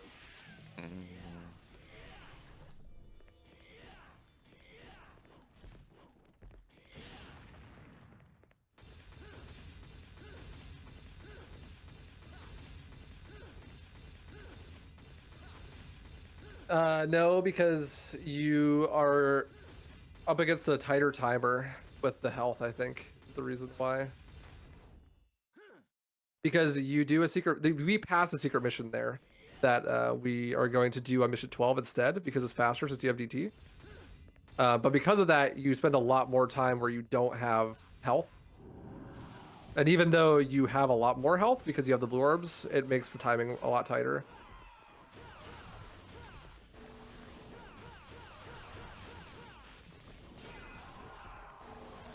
Nice jump cancels. Oh, still have to get the soul eaters. They're trolling, bro. There's probably my least favorite enemies in this game. Me too. Yeah, even more than like Fallen. Yeah, Fallen and Dual Hand are more fun, honestly. Also a Agni or Rudra combat adjudicator here. We do come back here in a different mission, but we have damage over time in that mission, so we don't want to be doing the combat adjudicator while we have damage over time. That'd be rough. Does doing extra damage actually affect your style ranking, or is it just combo variety? I think it's mostly combo variety, but the amount of like style that it builds is roughly based on the amount of damage it does. I think I could be wrong. I'm pulling that one out of my ass, but so like moves that do a lot of damage tend to give you more style, but that's usually because they're like weighted differently based on like the recovery. Like Stinger does a lot of damage, right? And it builds a lot of style, but you can't really do 2 Stingers in a row often, and the recovery between that attack and the next one is longer than most attacks. So it kind of balances out that way. Unfortunate that you can't jump cancel the statues. They don't have a jump cancel hitbox.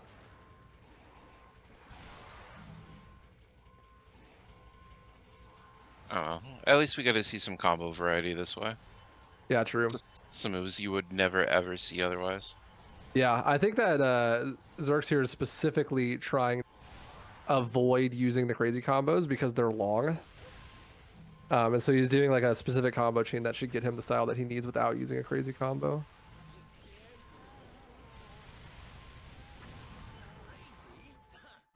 Crazy? Huh.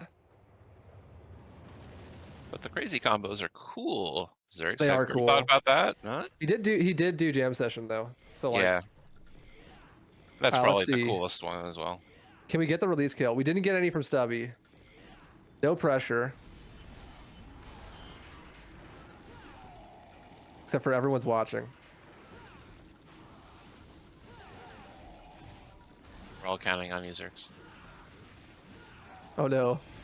Hey, good release though. Yeah. Oh, and the parry. Let's go. Wow, fantastic save. Yeah. Really, really good. Release definitely the most important part. Yeah. Yeah, you can actually kill him without even releasing if you have perfect jump cancels. But the release does so much damage that it's honestly better to just make sure you hit the release, even if you don't hit very many aerial crosses.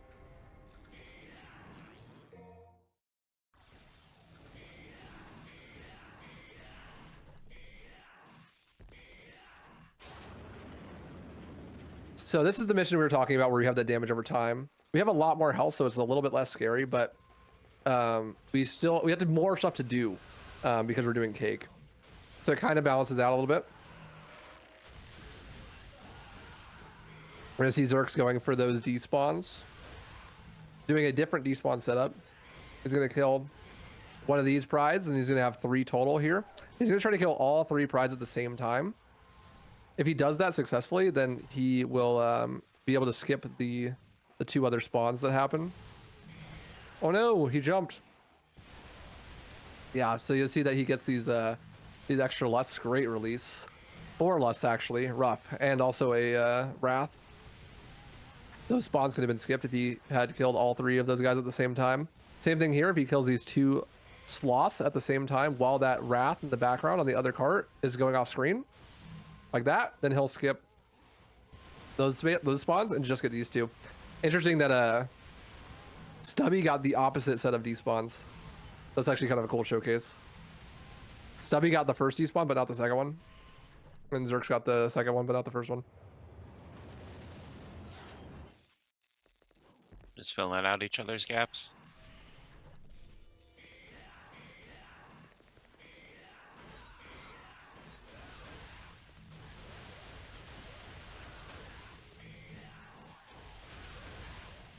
XirZs is doing very well though, especially since he reportedly did 1 whole D-Rust run. Yeah, I did 1 D-Rust run. Yeah, this is a solid run.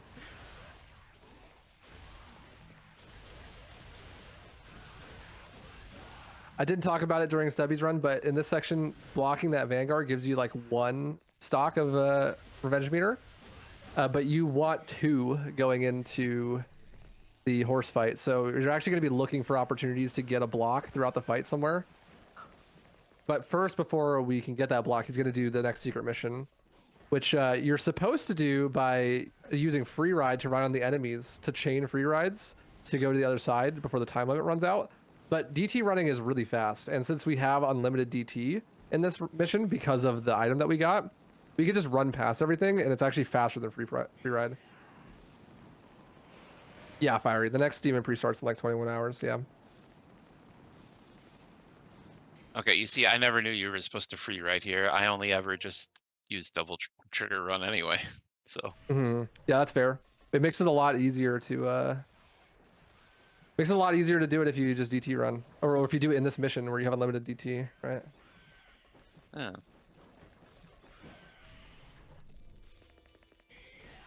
Granted, I don't think I've done all secret missions in this game since like probably my first casual playthroughs, but yeah, that's fair. A lot of them are like actually not that fun, and so I'm not super surprised. I like them; they're fun. They have some cool gimmicks, but they're definitely like a one and done thing, right? Like, yeah. you don't want to just like keep doing them over and over again unless you want to run cake for some reason. And we like some cake around here. I do like some cake. Ooh, nice blocks. Yeah, so he's got his two fully charged stocks now. Also, Fiery, in the speedrun Discord on the announcement channel in the Demon Pre section, there's a countdown timer. That countdown timer updates based on your time zone, so it should be accurate for you. It'll say how many hours until. So second Jester fight, we don't get to see this at 80%. This is an optional fight. The Jester fights get harder the further you get into the game. He gets more and more HP, and he also gets new phases and stuff. This boss in particular, Jester 2 and 3, become jump canceled absolute like fiestas. Basically, the whole strat is just Agni Aruja jump cancel. You get really good at Agni Aruja JCs from running cake because of this. And there's some cool DT management going on there where he's doing jump cancels without DT active so that he can build DT and then activates DT and continues the jump cancel. Unfortunately, he did not get good RNG and he didn't have good enough jump cancels, so he got the ball cycle. You can actually skip the ball phase entirely if you get good enough jump cancels and good enough luck on the attack. So a bit unlucky there. Oh, fair, fiery. My bad. See if we get the proper Frenchy strat this time. No whammies, no death on the horse.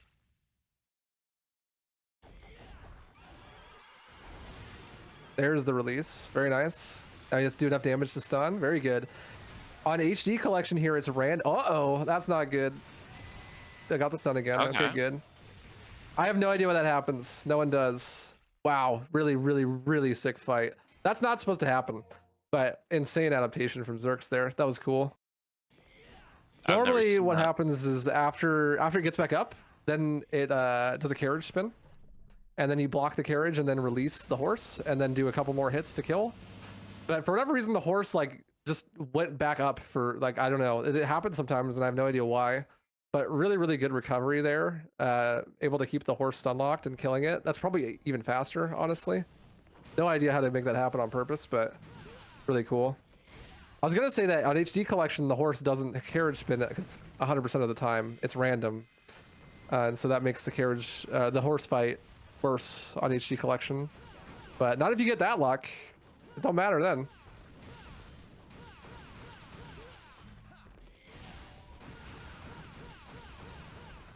Did you equip Spiral XirZs? Or did you do that at the statue? I'm gonna do it on next mission. Oh, okay, gotcha. Cool. So there's a secret mission here. There's 2 secret missions in this mission. The secret mission 8 that we're doing right now is literally just kill enemies. It's just an extra room full of enemies that are quite difficult. You're gonna have 2 vanguards at the same time, as well as I think 3 queen spiders and 3 baby spiders. Super random room. Quite unfortunate. There isn't any doors or anything to build guard off of, so we're just doing the combat as normal. Quite a fun fight casually, honestly, but very difficult to do fast. Can't jump cancel the queen spiders, so you're hoping to use Royal Guard to do some extra damage there. And then the vanguards you're going to be jump canceling, obviously. The other secret mission in this level can be done on the next mission, which is what XirZs is going to opt to do. I was trying to remember why you were saving your DT in the previous room, but I get it now. Yeah, this room. See, Vanguards, they're kind of like shadows. They're really easy when there's just one. When you get like 2 of them, though. Yeah, I guess it's much more difficult. Yeah. Do you ever fight 3 at once? In Bloody Palace, you do. Okay. I don't know about in the main game, though.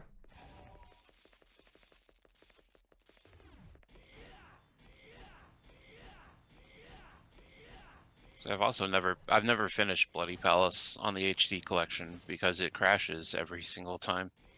Really? I've never had that. That's rough. Yep. So this go ahead, sorry. Oh, I was just gonna say it's the one thing stopping up flat, but you go on. Oh, is Bloody Palace because it's just crashing? Oh, that's rough. This light puzzle here is going to become more relevant later because we're going to do a secret mission that has another light puzzle. But basically, it's just like one end has a laser and you have to direct it to go to the other end where the laser is supposed to end up. That one's a bit of a tricky one because it actually goes through a wall. Here we have Nevin. We're gonna do the double S combat adjudicator. This is one of the hardest ones in the game for people because Nevin quite difficult, but thanks to Project Accent, have a consistent strat to do it fast here.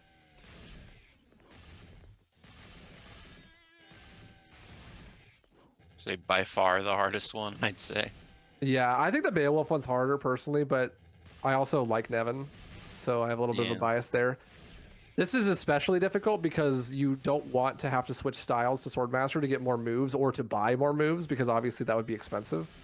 So this combo string is specifically designed to be able to get you the double S without having to do, you don't have to do Swordmaster and you also don't have to do any extra moves. Nice job. It also is like set up to only do the crazy combo at the end.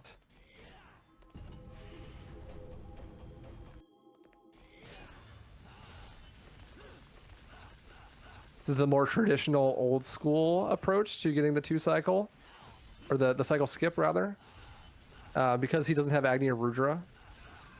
He's going to hopefully do enough damage here. Yeah, he definitely got it. That was a really good fight. To skip the double trigger phase entirely, Dante will just switch to the middle and DMC one weapon switch to give him Yamato instead. What? You stayed close to him, so he kept DT on. XD. Style on him with Nevin. Nevin. He has to go to the menu to equip Beowulf in the next mission anyways, so that's why he's not going back to switch to Agni and Rudra. He's not going to use it anyways. And that's also why he's waiting to equip Spiral, because he's going to be in that menu anyways. Just consolidate the amount of times that you go into the shop. Nice fight. Got the skip, Yeah. but then trolled by doing the RP walk to the center. Alright, I'm back. Sorry about missing that for like the first half, but I should be here you're for the welcome. next half. Welcome back. I did see the Vergil 2 fight. That was pretty good though, apart from the trolling. But You missed the Banhart save though. He did. oh, you got Banhart? Nice. Yeah. It's quite close, but you got it. So equipping Beowulf here, needed for the combat adjudicator here that you always have to do. Also, it's swapping out shotgun for Spiral. Spiral is a sniper rifle that you can only shoot on the ground. It's quite slow. Thankfully, we have Royal Guard, and you can cancel the recovery of shooting Spiral with Royal Guard. Spiral's upside is it does massive damage. The downside is it's slow, and you can't shoot it in the air. But we are only using it specifically for this one secret mission because it helps a lot to do it. Basically, the secret mission is that we're going to be on one of those gondolas, and those other gondolas across the way are going to go past us, and we have to kill all the enemies on the other gondola before they run away. If the enemies get away, then we have to restart the whole secret mission. It's a huge time loss. By far the most annoying one. Yeah, feel I like. think it's the one that is the most likely for you to choke it, but I don't think it's the hardest. It's like it can go the most wrong, you know? But Spiral is really useful for this because it's good for long range, high damage. In bursts. So as you see, like those gondolas go away after a certain amount of time. If there's still enemies on that gondola when it goes away, then you have to restart the secret mission. You see that XirZs is charging his Devil Trigger explosion here. This is because with the amount of DT that he has, if he jumps next to the gondola and DTEs, it just barely reaches there. And so he's going to do that for the last wave because the last wave is really, really fast. And if he is too slow, then I'll have to do the whole thing over again. It's a huge time loss. Okay, So these that's last really neat. three, yeah, go ahead. That's just really neat tech. I never even thought about that. So this last wave is just Wraths, but it's super fast. So, boom, there you Nice. go. Just keep it consistent. The downside to using Spiral for that is that Spiral's bullet travels really slow. So even if you do it right, you can just get trolled and it'll miss. So like that's why you use DTE there, just to be safe. Now that's probably the hardest mission for Vergil Cake, maybe. I would think so, but also Summon Swords go burr, so maybe not. I think the platforming mission on 18 would be the hardest, essentially. I don't know though. I've never done Vergil Cake. Yeah. I think only Mo has, and I haven't watched the run either. So Time to break out the Vergil DMD cake. yeah, God, that Oh, would no. be interesting. Ooh, nice movement. That's sick. XirZs playing on a version of Style Switcher mod that doesn't have Dante stand in the air. It's a little disappointing, actually. Yeah. Should They've actually been disqualify him. having some discoveries with the Style Switcher mod versions, so that so one of the things that people do is there's a third-party tool called DMC3 Music that reads what room you're in and plays the music file externally from the game. And that's because when the game tries to play the music files, it loads like the music file 100 times, and that causes the game to drop frames and lag. And so you use Style Switcher to turn off the background music, and then you use the third-party program to play the music in the appropriate room. And so that way you don't have the frame drops, but you can still get the music. Accent and XirZs recently have been messing though with other versions of Style Switcher and alternating with the files a bit. And it seems that you can actually make it so that the cutscenes like audio for most of the cutscenes actually uses the same files as the music.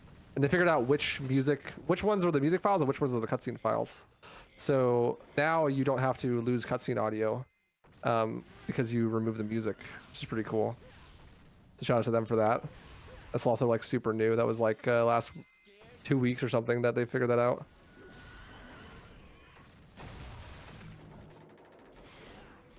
Again, hardest room in the game, I think, combat-wise. Yeah, so whenever I'd finish a run, you get to mission 20, and it's like you kill Vergil, and all the cutscenes have no dialogue, no music, nothing. But that doesn't have to be the case anymore. Yeah, just imagine missing out on all that DMC story. I know, right? Tragic. Can't relate because I'm on HDC. True. Just But then you get the built input different. lag. Tragic. I've become one with the input lag. I am the input lag, and the input lag is me. Based, honestly. It doesn't. It's actually not that bad if you get used to it, right? Like if you play long Yeah. enough, you get used to it. I did like my first year and a half of runs of this game on HD collection, so.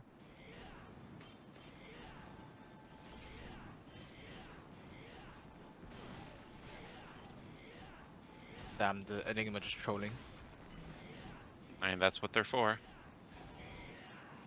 Yeah, it depends on the room, Chris. Honestly. Oh, you mean the input lag? Sorry, I thought you were talking about the music lag. Yeah, because you played HD collection. It's not that bad. It really hurts on missions where you're doing a lot of jump cancels, because then your inputs kind of get like desynced if you press the buttons too fast, and then like Dante like won't attack after you jump. It's weird. Oh yeah, I've had that happen a few times. Yeah, that happens to me sometimes even on OG PC port, but I think it's just because of 60 hertz, honestly. Like if you had like higher refresh rate support, then it probably wouldn't happen. I mean, apparently if you put the game above like 60 frames, it'll go a bit funky. Yeah, it like breaks, unfortunately. Yeah.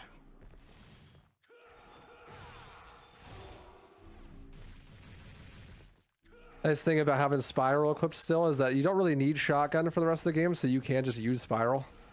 So it helps in some niche scenarios, like when the Fallen fly away and you can't get to them. A little bit extra damage. Base can sign Dante up, 360 no scope. That's the gunslinger move. Be behind the back trick shots. The YY ladder falls. True.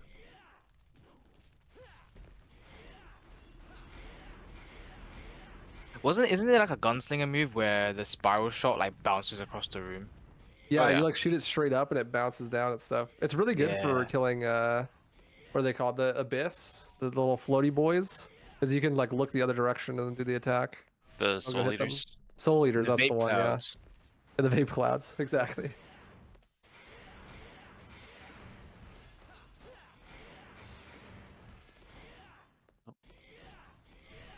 Going for the third wheel activation. So this mission 15, is the one that is the longest difference, I think, besides maybe 18. We can't do the 2-1-2-2 exactly the same. We have to do it a bit different because there's a blue orb fragment that we have to go collect that's way out of the way. That room that we started mission 14 in, ooh, nice blocks, Nice. where we picked up Beowulf. We have to go all the way back to there because there's a blue orb fragment there. I think so it's we like have to do 2-2-2-2. something like that. Yeah, you can still Yeah. skip the optional fighter fight, but you have to get to this section so that you can go grab that blue orb fragment. Well, I gotta be real, this feels pretty cursed just watching this. I have to walk all the way back over to here to get this.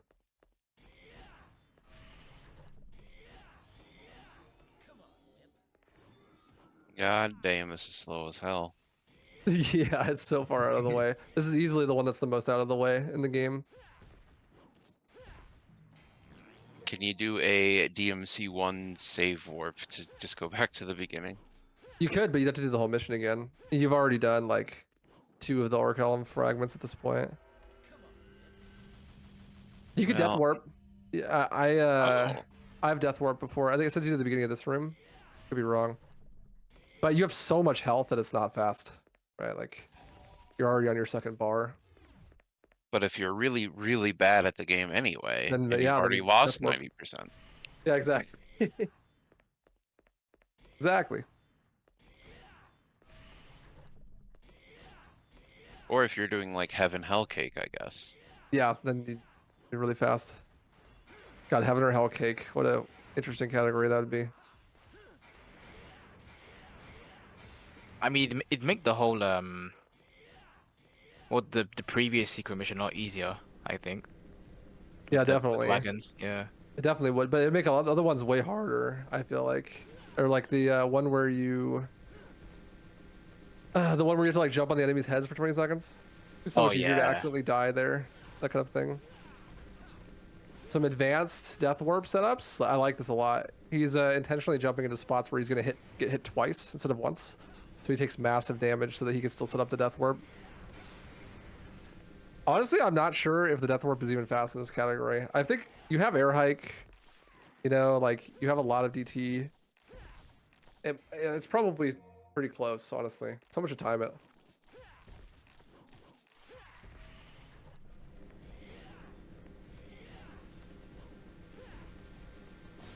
I think you would save a rank if you didn't die. I think you could S rank this mission, actually. Which might help with money. If you were doing Heaven or Hell Cake, though, it'd be really hard to afford abilities. Because you like get shit ranks in that category. Yeah, true. Just be getting every single Orbor.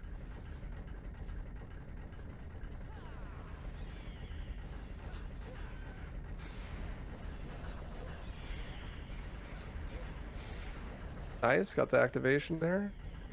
Just need don't to not die. get hit. Don't get hit until we want to be hit.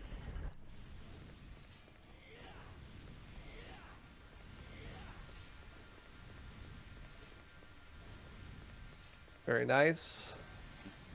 No early death warps today.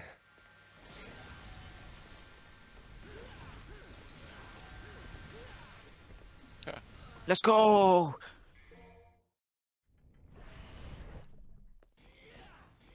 Yeah, Heaven or Hell would definitely make the death warp easy. That's for sure. A little too easy, maybe.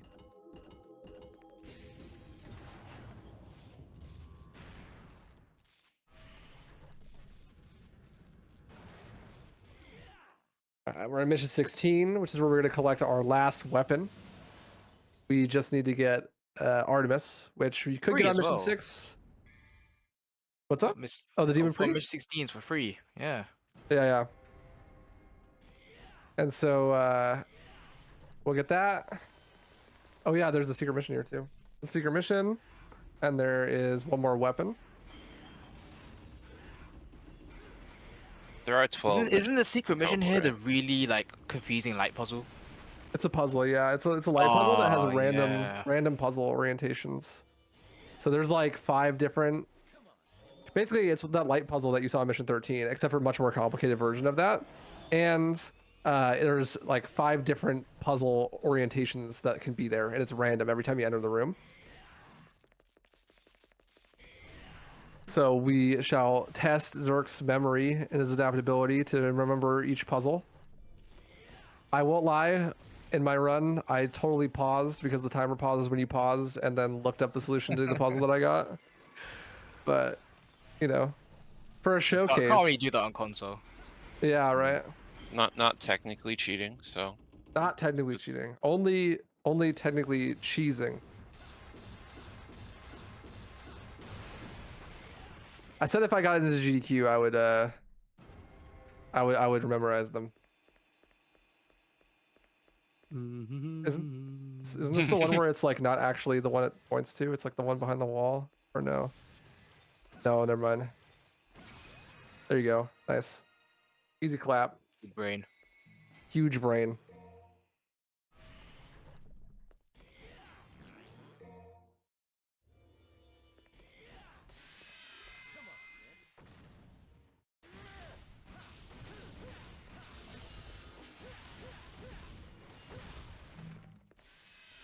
And there are 5 different puzzles that it can be. What? Oof, that's Oh, unfortunate. no. That's a Demon Pre reference right there. XirZs was going for the RNG setup there. The other Rook that spawns in with this Knight has a chance to either go away from you or go close to you. If he goes close to you, you can use the Devil Trigger Explosion to hit all 3 of the enemies, which will make the room a lot faster.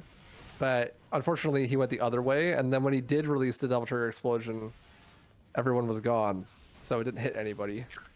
Got trolled heavily. You'll have to see it, I guess. It's in the new pacifist run tech. Punished, indeed.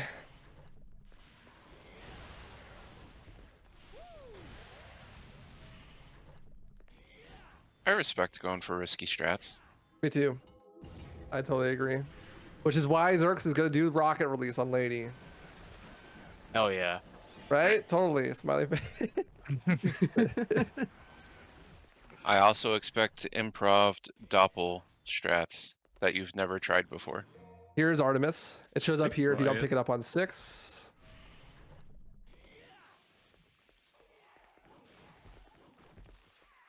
No, I wouldn't, XirZs. You should just do the normal strat. It's just teasing. Yeah, please do not try strats you've never tried before.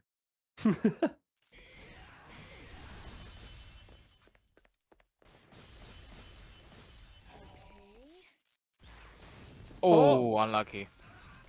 Hey, at least you're actually not punished though.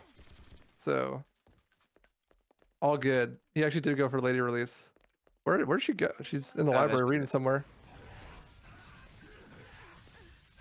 Is it worthwhile to get Artemis early or later? There's no upside to getting Artemis early. Artemis is terrible, so you never equip it. The downside to getting it earlier is you'd have to do a whole ass room where you fight devil triggered enemies. So it's really slow. It's like at least a 2-minute time lost to get it on mission 6. I respect going for the Lady release though. Take it, Chad.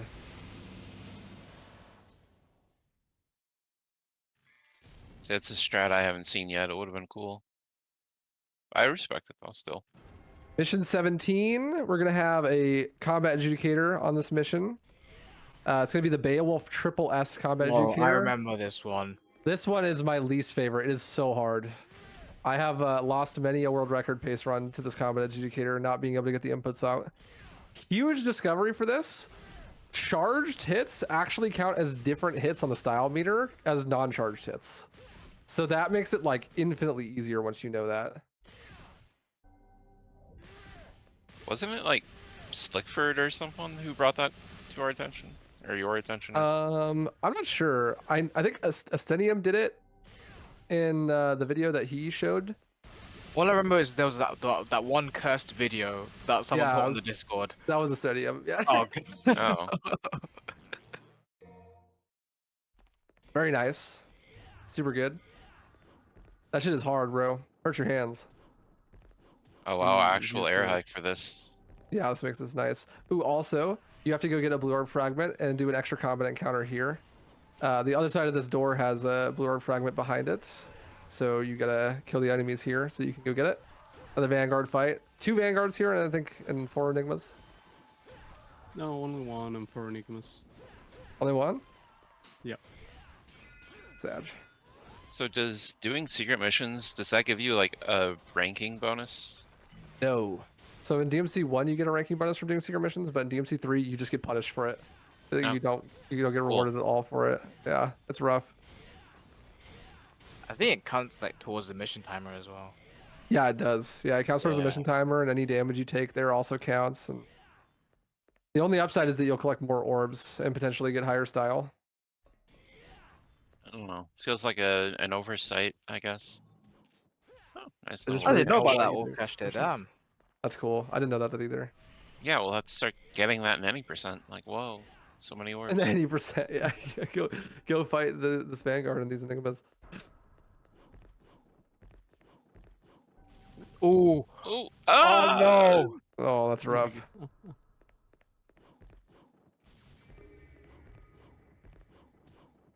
Nice save.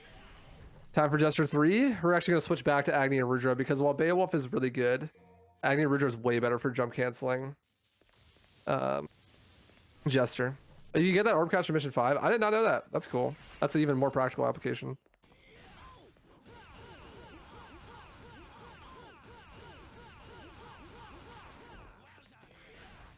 I don't believe it's possible to skip the ball phase on this Jester It is. because he has too much. Is it? Oh damn. Okay. Yeah. Sick. I found a way, but it's hard.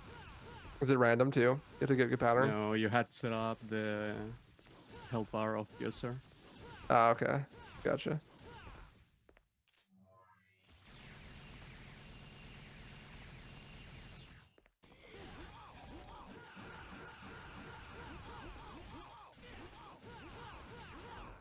I pray for RNG. Nice. You didn't get the ball, so hopefully these dudes don't. You can definitely kill him here. Just need those really good JCs. Nice. No balls. This is what he does. Oh yeah. This is what he does. I learned this Believe- from Lloyd. I believe that Maybe not Zerx A&R. is saving his release for the orb ore.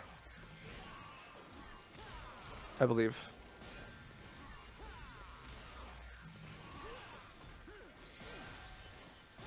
Yeah, doing Cake will definitely make your Agni Vergil JCs way better. I feel the same way about Vergil. Like if you run Vergil, your Beowulf JCs get really good too, just because you just do it so much.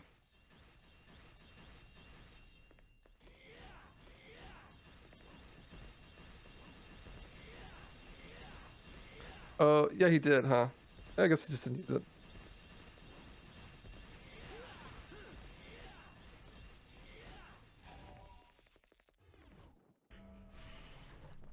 True. It's nice that you don't get like a penalty for manually deactivating Wait, then DT. skip the secret mission. I'm gonna Yeah, have there's a to go secret back. mission there. You have to go back after you fight these guys.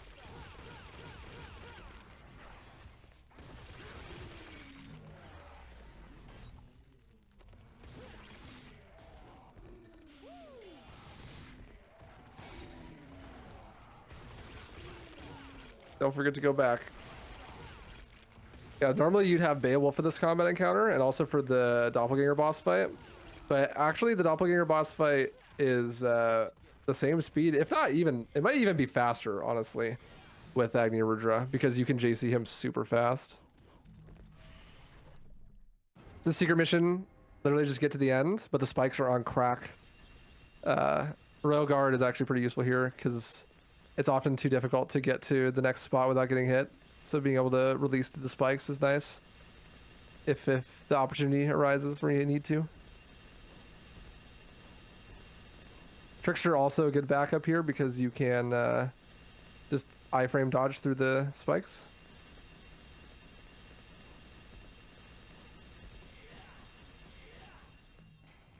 That last one always makes your hair back of your neck raise a little bit. Yeah, you praying that the last one isn't gonna Yeah. just knock you back. The other spike rooms on DMD are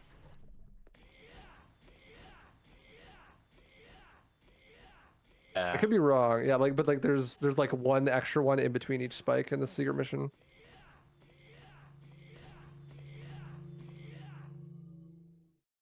Yeah, so now we'll be seeing Doppel, but with Agni Rudra instead of Beowulf.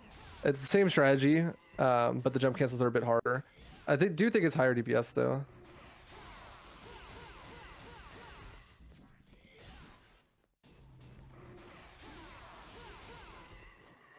Oh, that's oh, Good save.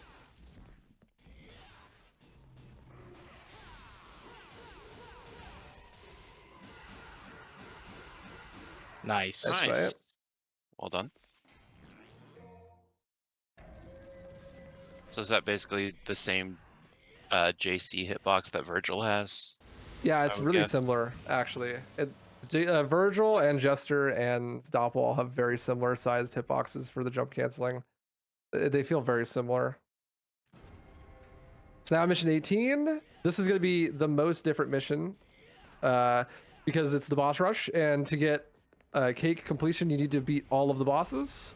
So we're going to do a complete refight of every boss in the game, and as well as one more secret mission that's going to be right before the boss rush. But first we have to do the chess.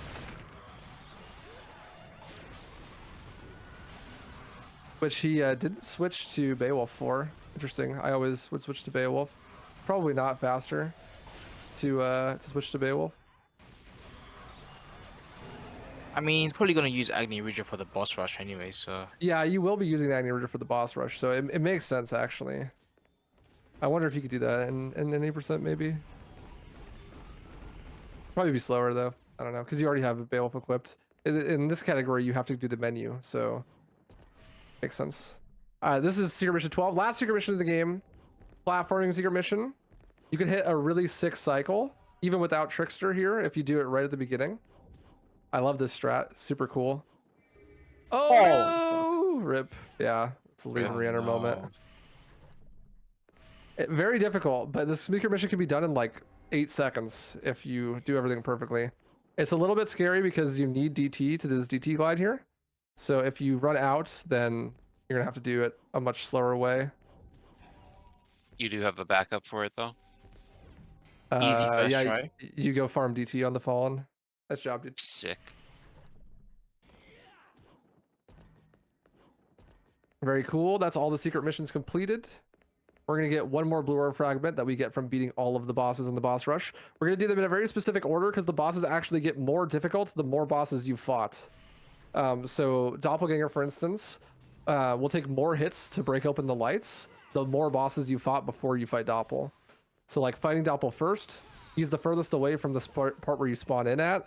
So it makes sense movement wise, save time there. And also you save time by not having to hit the dials multiple times. XirZs is hoping to build style or build a guard and also a devil trigger on this fight so that he can carry it into the next boss fight.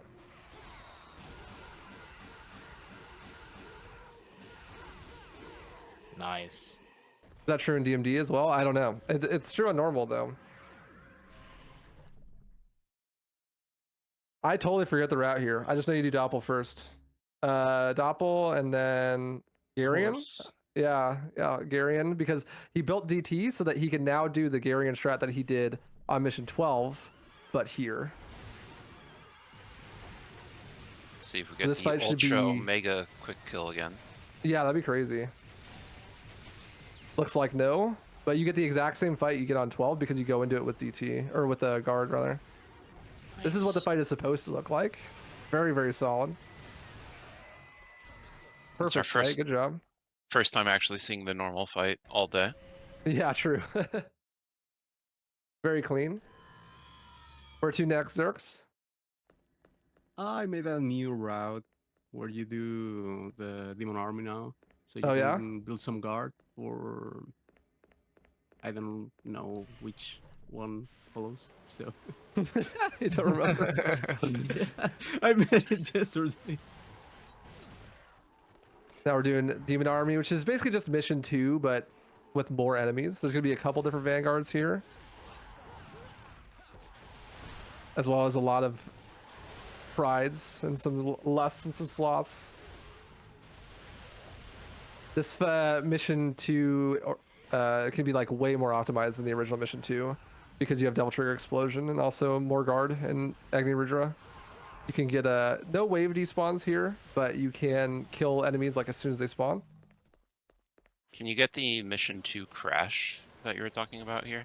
No, Yeah. I don't think so. Can you? Yeah, Really? yeah. Oh no. Once I crash on this mission From a release? from a DT. Oh wow, that's crazy. I guess you can. I stand corrected. That probably means you could do a wave despawn too, but no one's figured it out yet.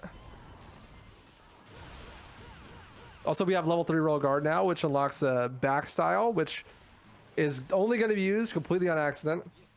It basically makes it so that you can absorb small damage and have it be turned into health, which is kind of cool, but only really useful for a couple of really niche attacks. You just end up doing it on accident in speedrun, mostly. But we also could charge more revenge meter than we could before, so we have higher potential damage output. Yeah, Beowulf's feather attack is the only move I could think of that it's useful for.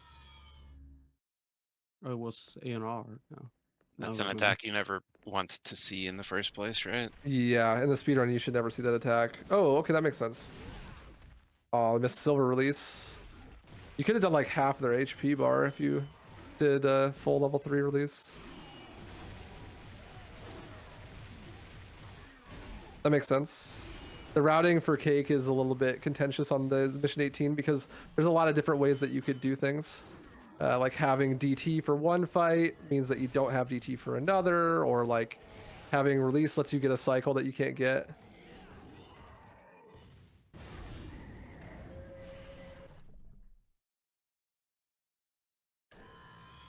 But yeah, it doesn't matter what order you do them in, really. You have to do all of them, so.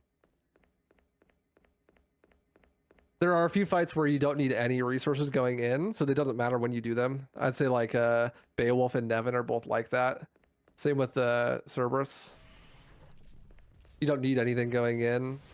But others you really do. Like for the Leviathan Heart, you kind of want release going in, if possible, or at least DT, so that you can do the Ban Heart strat. I think in my route I was doing Cerberus and then Leviathan, hoping to build guard here. No. I stand corrected.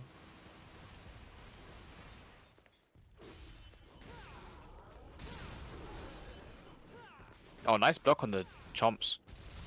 Yeah, huge. Nice fight. Yeah, I have enough guard.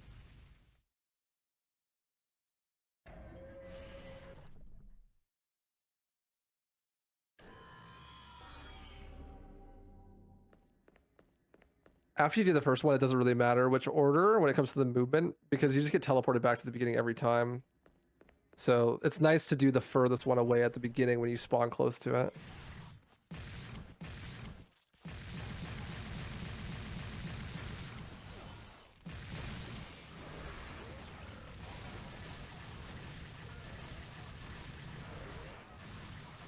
Nice release. Nice.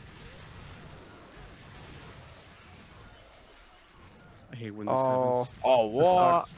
You didn't do enough damage to trigger this laser to come out. It's more strict the later you do the boss, I believe. That's like one of the things that gets harder. I see. Quite an obscure change. Yeah, right. Yeah. I like that they made the bosses harder. That's like actually really cool.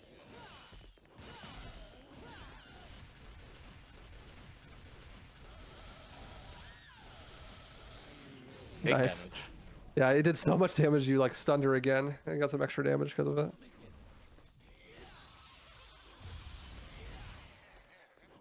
That black floor was trippy. Oh yeah, usually it's like whitish purple. No, I don't think it's not the more health you have, J/, it's how many bosses you had fought previous to that. Oh, Oh. no. Trying to save the release for a different boss, but just barely didn't get the quick kill because of it. That's the Nice. thing that makes this a lot more interesting is you don't fight the bosses in a vacuum on mission 18. Like you have to save your resources for other stuff. So you do them differently than you do in the main game because like you want to use those resources for other things. Whereas in the main game, usually like you beat a boss, it's the end of the mission, right? So it doesn't really matter if you like use all your guard or use all your DT. Yeah, so saving up all of his guards so that he can have full level 3 release for Gigapede. So that he can hopefully one cycle here instead of the standard 2 cycle that you get on the normal game. Very nice. So fast. I mean, and it ends you like right next to the teleporter as well. Last fight, Beowulf. Gonna be Good the old standard Beowulf Beowulf. fight. Nothing crazy. Hopefully we don't see that feather attack. Let's hope. That would mean something was wrong. Well, if we do, we can show off the special ability. Yeah, right.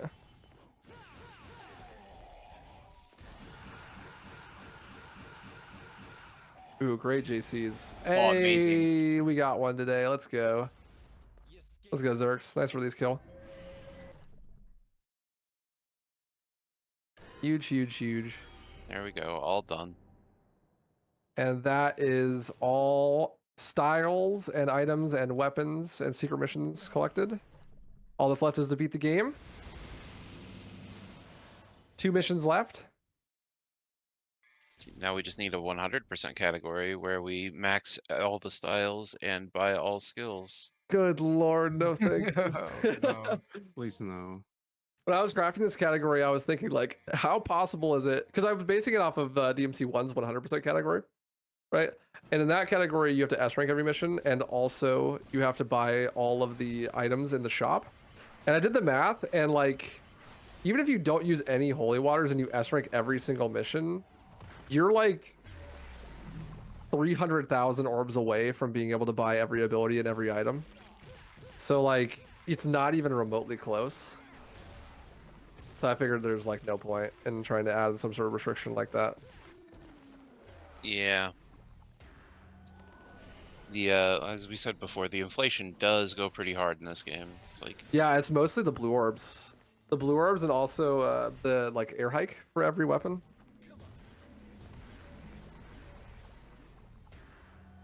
oh boy. Still funny that you have to buy air hike for every weapon. Yeah, it should That's just be like annoying. a universal Dante skill. Except for not- Nevin. Nevin is air raid, but Yeah. That's the thing that's in DMK is universal air hike. It gives you air hike for everything. All Yeah, at the but same that's time. for dirty, stinky cheaters. I know, right?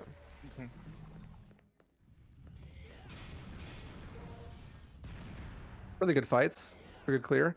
You get to see the more traditional Royal Guard approach to this level. No doppel, not yet. Definitely should get routed in at some point.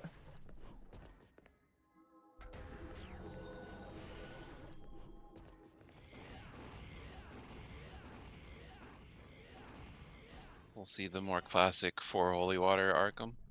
Yeah. The big difference in the doppelganger shred is that you get to use, you only have to use 3 holy waters instead of 4. And that 4th holy water is like 20k. So it's a lot of money. Is a Devil Star required here for this strat? I think I Uh, fucked it up. Ooh, yeah, that missed straight. Unlucky. So this is what happens if you don't do enough damage to skip the cycle. You gotta kill all these dolphins and then they'll come back up, and then Xir's gonna shoot him like 1 time. And he's just not. It's so unlucky. And on any percent, it's really easy to die here. These things can just swarm you. At least it's easy for me to die there. It was 1 hit away. One That's hit. so unlucky. that's typical DMC fashion for you. It's alright, Vergil's here, he can carry now.